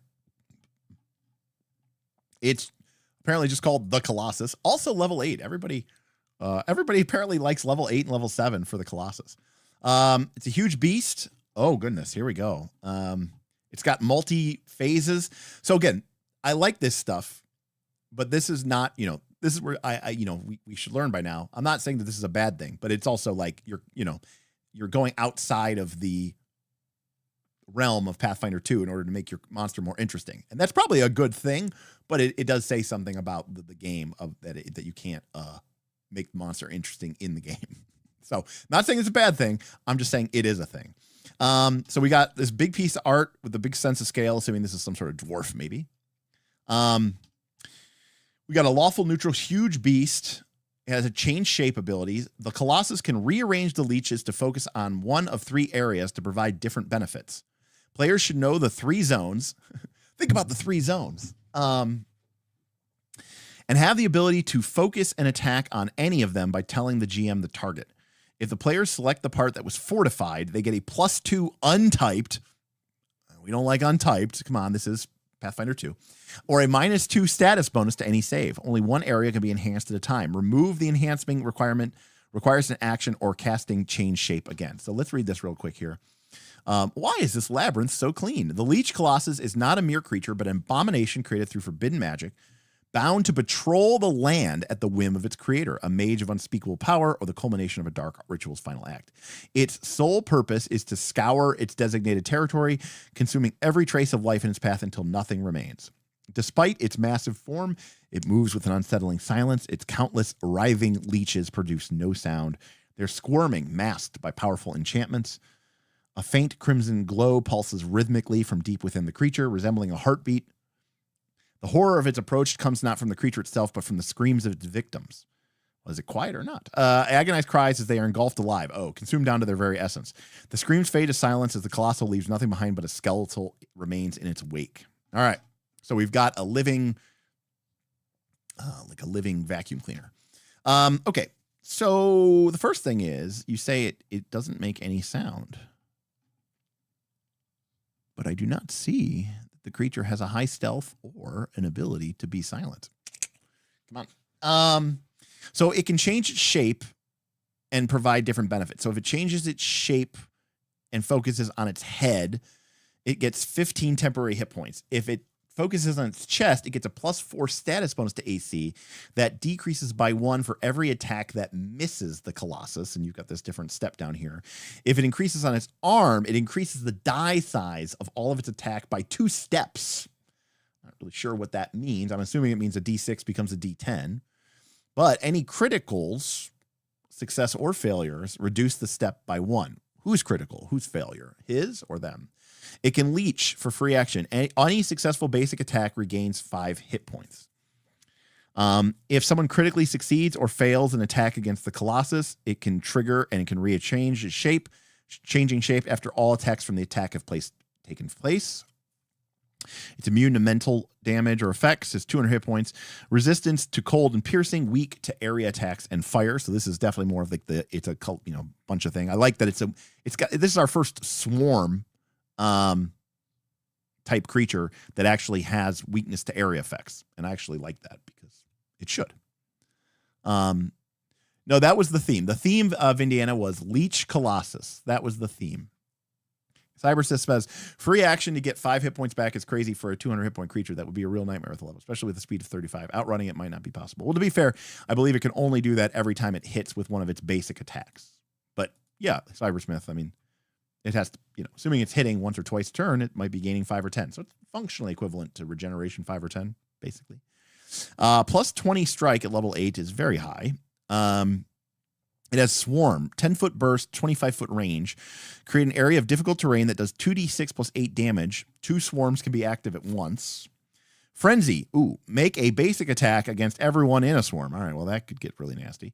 Attacks were made with a -2 bonus, but don't increase map until it's done. Any critical hit makes the target stunned 1. The leeches on the ground start growing as you begin to get buried by more than seem to have possibly examined or feed. All targets in a swarm make a fort save. The Colossus gains temporary hit points to the damage done. So it's not a bunch of damage, but it could be pretty nasty, especially if this does what we think it does, the arms ability. A lot of abilities against things in the swarm. 3 action, blood drain swarms. 2 action with a 3-round cooldown. I see. So it can use the ability as a 3 action, and then that's it. It can do it every round, or you can use it as a 2 action, but then it has a 3-round cooldown. And again, probably interesting mechanics to make the game, the creature more usable, but it's not very Pathfinder 2-y. This is going to give its drain and persistent bleed. Yeah, this is a nasty monster. I'll say that, like mechanically. I mean, this creature might be highly, highly overtuned. Overall, the concept is nothing super original. So let's go ahead and get Wojos in here. And again, I'm not saying that as a bad thing, but it's a big colossus of leeches. The mechanics. So how well does this integrate with the Pathfinder 2 mechanics? I'm going to say not that well. There's a lot of bespoke custom abilities here. Shifting heads, decreasing status bonuses as they target them, changing from head mode to chest mode to arms mode, creating swarm terrains that have different effects, the multi-action button that has different cooldowns depending on whether you use it as a 3-action or 2-action ability. I mean, these are all the things that might increase playability, but they are definitely something that's going to be outside of the range of what I would consider to be normal Pathfinder 2. So I'm going to give that a 15. I'm going to give that a 14. I'll give it a 15. All right. The lore. You describe what it is. It was made, they made a gigantic thing here to, it consume everything and break it apart. And it does do that. It'd be kind of interesting if there was some sort of ability that would like tie into that, right? Like that, like if someone dies or something like that, maybe they can't come back or something like that, or like eats their flesh away, to really kind of drive into that. But overall, I like the lore. I think it's cool. Setting integration. This feels like a Pathfinder 2 monster. It's got a lot of crazy, weird abilities. Powers and abilities. Okay, so there's a lot of stuff going on here. Fundamentally, I like this idea of change shape. I just personally wouldn't want to track any of this shit. And you're going to be changing it so often, especially since you can change on a crit. And sometimes it's like when you critically hit or fail, or it critically hits or fails, or it gets critically hit or fail, and what's a basic attack and what isn't. Tracking the swarms, you can only have 2 of them active at once. There's a lot of stuff going on here. I'm not sure. It's hard for me to judge how strong this would be. My instinct is to say this thing is probably too strong. But it's a leech monster. It's spewing out swarms of leeches that are basically terrain areas. I like that you included the area weakness to 15. But the fact that you're going to be changing this all the time is going to be it kind of gives that feeling of mutability, which is good. But yeah, I'm going to give this a 13. Presentation. Well, you got a nice little Pathfinder 2 stat block here. It seems to fit on one page. A little bit of background about it and a piece of art. Can't argue with that. Give that a 10. And then the art, it's fine. I mean, it kind of looks a little strange. I don't know why it has a face. Nothing about this indicates to me that it should have a face, I guess. I'm not quite sure, especially since its melee attack is just a strike. So I'm going to give that an 8. Okay, Wojo, you got an 85. Wojo says, my idea was low damage, but yeah, step size could make it rough. Wanted to add more, but figured usability-wise to limit. I mean, I appreciate it. I mean, look, I get it. People who've been playing the game for a long time want, some additional, pizzazz. Are there rules that state monsters can't be designed this way, Derek? Just not sure why you say these aren't PF2E monsters. I mean, essentially it's the same thing as like why I, penalize people for using lair actions. They're cool, but Pathfinder 2nd edition doesn't use them. It's just not part of the DNA of 4th edition. Like a lot of our Northern Reaches GMs will use minion rules. They'll use phase initiative monsters, and so, which are all cool things, but it's just not something that traditionally is done in Pathfinder 2. I mean, I've used them when I've created big raid monsters.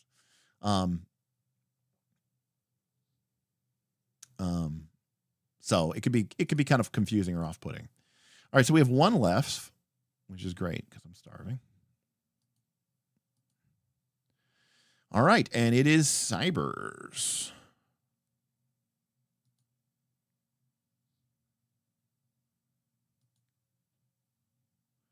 All right, right off the bat, got to give Cyber props for including the recall knowledge DCs. Very nice.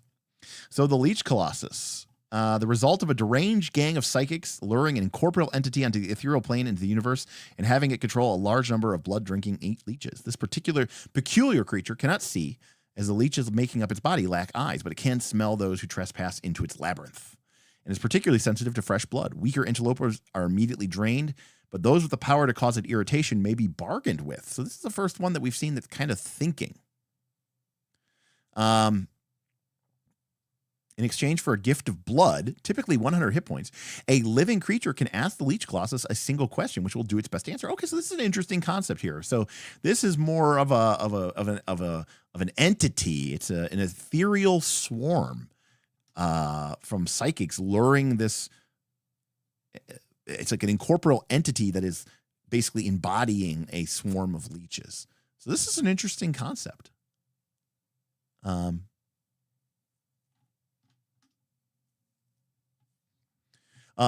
We saw a lot of cool abilities today, Wojo. Although to be fair, we did see a number of it can attack many times without map. I mean, a lot of people's Pathfinder 2 monsters tonight did have that ability just kind of randomly stapled onto them as well. Just saying. Okay. No vision, no hearing, but it does have scent and blood sense. So this is interesting. This is our first one that's really kind of intelligent. Look at it. +8 intelligence. It's things like a hyper intelligent ethereal force that happens to inhabit leeches, which is kind of interesting. When the Leech Colossus successfully uses a strike or spell to damage a creature, if that creature is successfully or is suffering from persistent bleed damage, then it gains fast healing 10 for 1 round. So this is an interesting way to prevent it from stacking this up multiple times and healing 40 or 50 hit points in 1 round, because it's just going to heal once. It is resistant to precision, piercing, bludgeoning, slashing. It's interesting. Some people gave it weakness to bludgeoning, and other people gave it resistance to bludgeoning. I think that's really interesting, how people think differently about what a swarm of leeches should be like.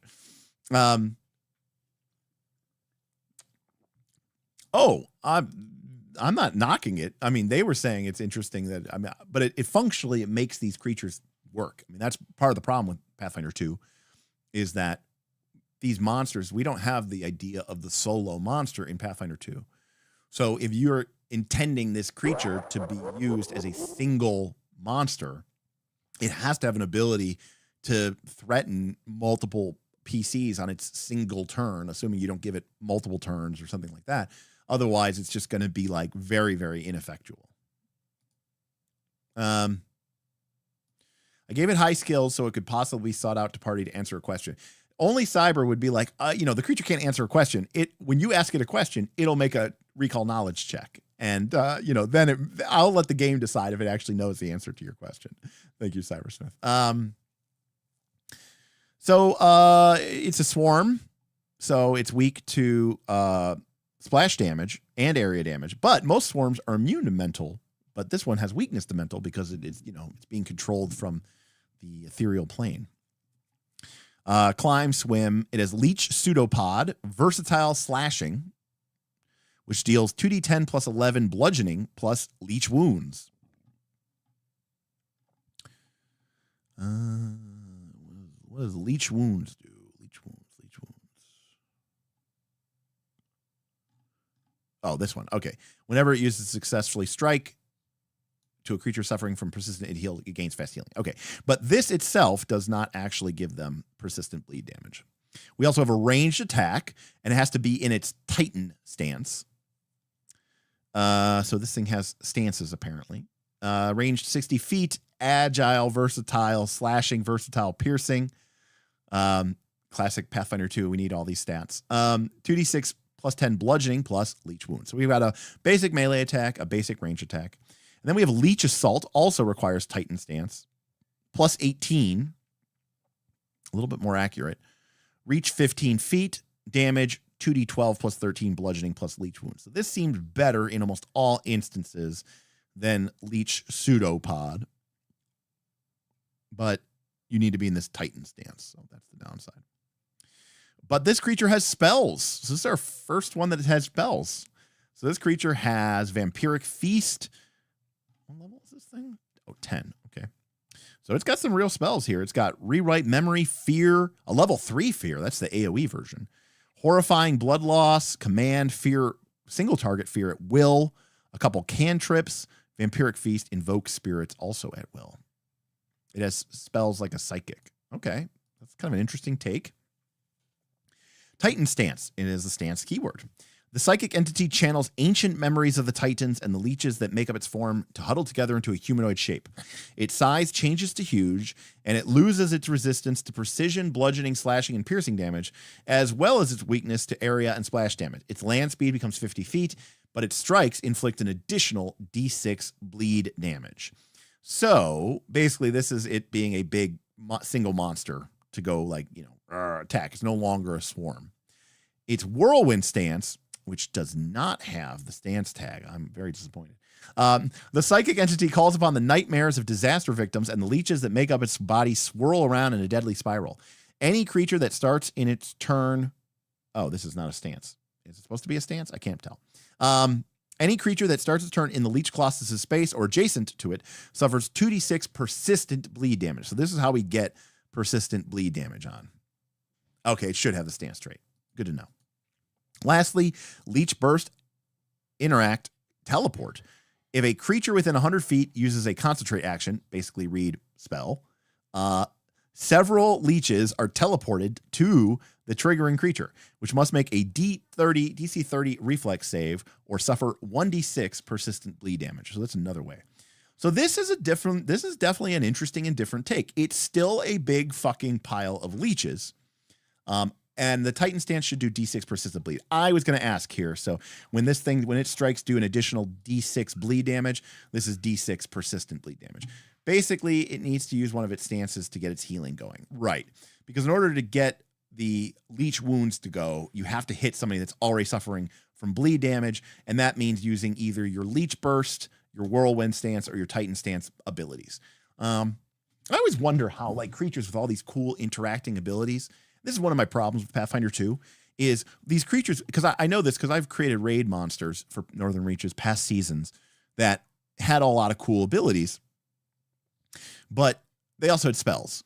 And the problem is spells don't really interact with any of these cool things. We've clearly created a really cool play pattern here where, you set up the whirlwind stance or, you give everybody persistent bleed damage, and then you start hitting them with your leech attacks, and you start gaining fast healing. But like the spells are just the spells. And I always feel like it's very underwhelming for them to cast spells, but you did specify that the spells do trigger. It does say it successfully uses a strike or a spell. So I actually respect that, Cybersmith. That is actually true because some of its spells create bleed. Okay, I don't know. Obviously, horrifying blood loss, I'm sure, inflicts bleed damage, but I'm assuming Vampiric Feast does as well. Okay.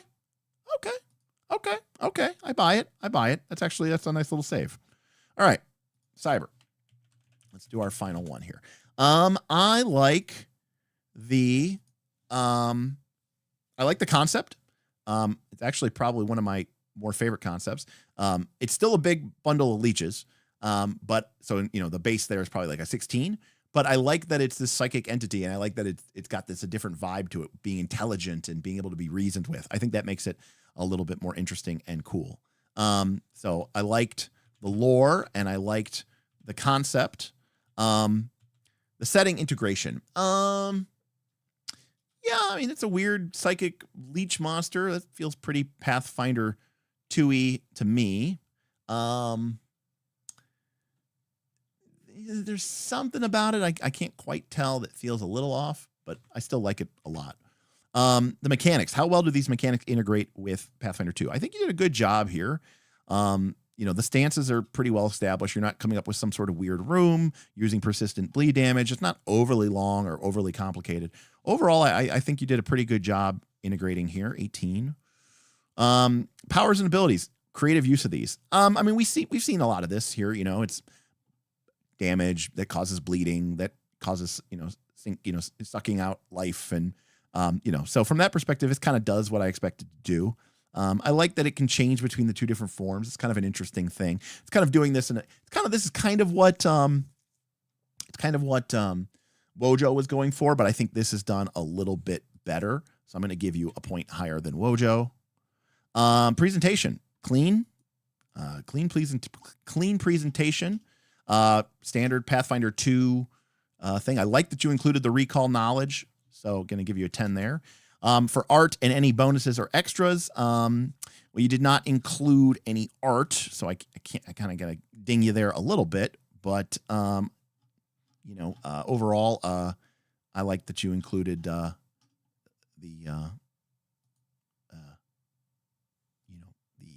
recall knowledge. It's a nice touch. Also, you're the only person who actually put in all of the traits for all of the weapons. So I'm going to give you a 6 there. Okay, 89 for Cyber. So out of a maximum of 100, we had Orcus Sun taking it down with a 93. Yeah, and I really appreciate that you did make it very raw. I mean, that's totally respectable. 93, we had Booth, Wojo, Cyber, and Darth with 87, 85, 89, 88, and Karamak with a 91. But Orcus Sun, so these are all this is a very tight range of scores from 85 to 93. So high B's, low A's, everybody. Overall, I mean, I think everybody did a really, really cool job. I thought that, I thought Karamak's concept was pretty cool. It definitely was unique about this, information leecher. I thought that was a really, really cool idea. I really liked Orcus Sun and Karamak's mechanics and how they interacted with that. Obviously, Orcus Sun created a tremendous amount of lore since he wrote a freaking research paper about it. Some people were more integrated and did a better job. Actually, you know what, Cyber? I'm going to upgrade yours to a 10 because I do think that you actually did a good job with the setting integration. Again, Darth, his thing is not really a Pathfinder 2 monster per se. It's more of a Northern Reaches Darth monster. Everyone did a great job with the powers and abilities, ranging from 13 to 15. Presentation was very good. Everyone's stat blocks were very clear. Some people's were overly long and complicated, and you're going to get dinged for that because that makes it harder to run at the table, and that is a thing. And the people who chose to use art and spice it up with a little additional stuff, I think did a great job of that. So our winners for today are Orcus Sun with his Leech Colossus. I don't know if I have that just randomly pulled up here.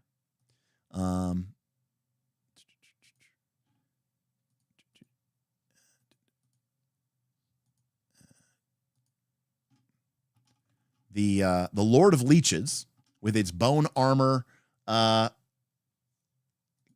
with his bone armor Lord of Leeches, including his research paper studying the various scientific breakdowns of all of the different origins of said creature, scientific studies and treatises on the Lord of Leeches. And then a really interesting thing, which, again, I kind of shit on because it didn't include some of the abilities that I wanted to see. And then he did a really cool way of doing them on the second page. You did get dinged a little bit, Orcasun, because, again, just there's a very complicated monster that's, going to be harder to run than a standard, Pathfinder 2 monster, in my personal opinion. Then, from a OSR perspective, we had Omniscitoad, who took it down with a 98 modified after we gave him some bonus points for his mini adventure about the Baron of the Half-Drowned Stronghold, including his hand-drawn, personally drawn art. Then we had the Bloodworm from Dragonbane, the only Dragonbane entry, but it still did a really cool job, and I still really, really liked it.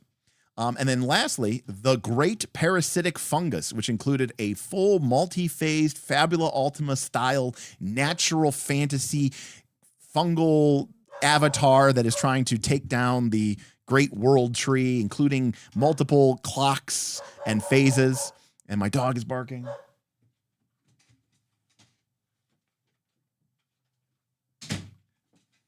Pup, bark, bark, bark, bark, bark. And so, yeah, so great victory there using Fulminator to great effect, but also creating a lot of interesting, cool mechanics from that perspective. So, well done to our winners. So, looks like Queen Kill, Goblins and Androids, Omniscitoad, and Orcasun are all going to be getting a $25 gift certificate from me to either Drive-Thru RPG or Amazon, as you see fit. So, actually, I got a couple gift cards I got to give out. I got to give out the gift cards for the March Madness tournament and the people who won our March Madness tournament. So I got to give those out, and I got to give these out. So, oh no, when I made the rules for these things, I still had a job. Oh no, what am I doing, Derek? No. But hey, it's all good. So, yeah, I gotta say something here, which is this. I mean, I don't want to seem like I'm insulting anybody, but I'm really impressed. People really came up with some really cool ideas here, and there was obviously some thematic, repetition because some people had the same core idea. And I do think that tropes are good. I mean, if it's a creature is a leech creature, it should do leech-like things. But for the most part, I think everybody did an amazing job. And some people just went so above and beyond. I got to admit, very, very, very happy with the results here. And again, well, if you exclude, Pathfinder PhD who missed that it was supposed to be about a leech colossus, and Obvious who submitted a troll result of a rat. Everything was in the upper 80s to low 90s. So the worst we got was a B+. So, I mean, that's fantastic. And most of them were, 90, 91, 92, 93. So very, very, very, very good results. I was impressed. People did a great job. That was a lot of fun. I also think it's cool to see how, the nature of the game and the system can sort of, make a difference in how that plays out. Also interesting that, oh man, it's almost 10. I didn't realize that. I'm not going to hang out too much late tonight. I didn't really eat today, and I'm getting kind of lightheaded. Alex, did the Northern Reaches World Guide get made yet? Still on the fence on what I want to play or try to play. Yeah, Alex, the World Guide is out. If you join the Discord, you can get the player guide, the World Guide, and then the campaign kicked off yesterday. So the very first adventures are already happening in Northern Reaches. So it is out. I don't know that we have it publicly available, but if you join the Patreon, you can get access to it and take a look. Yeah, I'm not sure. This was interesting. This was a unique thing. I mean, I just tried it. You know, originally I was kind of like, oh, okay. I mean, it turns out that 12 entries or 13 entries is going to take me 2.5 hours. So maybe it's a good thing that more people didn't submit. Because I don't like to half-ass anything. I mean, I'm going to try to read people's submissions and give it my, I mean, I understand everybody's only going to be getting 10, 15 minutes, but I try to give it a good look and a fair take. But I may have missed some things, but that's it's in the end, it is just for fun or for a couple bucks. But yeah, I thought this was great. This was incredible. And again, thank you everybody who hopped over onto Twitch, twitch.tv/nightslastcall, because that is going to help us get our thing going. Our new things. More entries just means more multi-part streams. Yeah, it's interesting, Lollipop Candy, how like some streams like are really, really popular, and then other streams, aren't as popular. It's interesting how like you can tell how things are going to go. Indiana, thank you so much. Cool contest. Cheers. Yeah, thank you. I appreciate that. We can't do these all the time, unfortunately, as much anymore because now, before, again, I just literally took all the money my channel made and I kind of just threw it away into the channel and I bought new stuff. But you almost won, Karama. You almost won. I thought that was great. It was a cool, it was a cool concept, and I thought you implemented it well, and I thought it was a unique take on the idea of the leech. So I thought that was cool.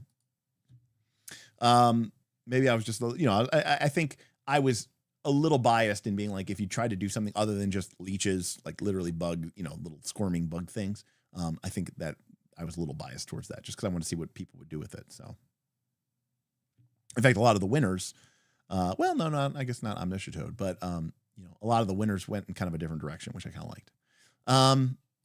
Door, well, I appreciate it. And again, remember, my goal here is we're going to do some more streams as always. And we're going to be dual streaming to Twitch. And if I could get folks that haven't, you can watch on YouTube. I think YouTube is still going to be our primary home, but we are going to be doing some additional streams as well. So we're always going to have our Tuesday, Thursday streams and our occasional Sunday stream where we, talk about RPGs. We do first looks. We do deep dives. We do design stuff. We do philosophy stuff.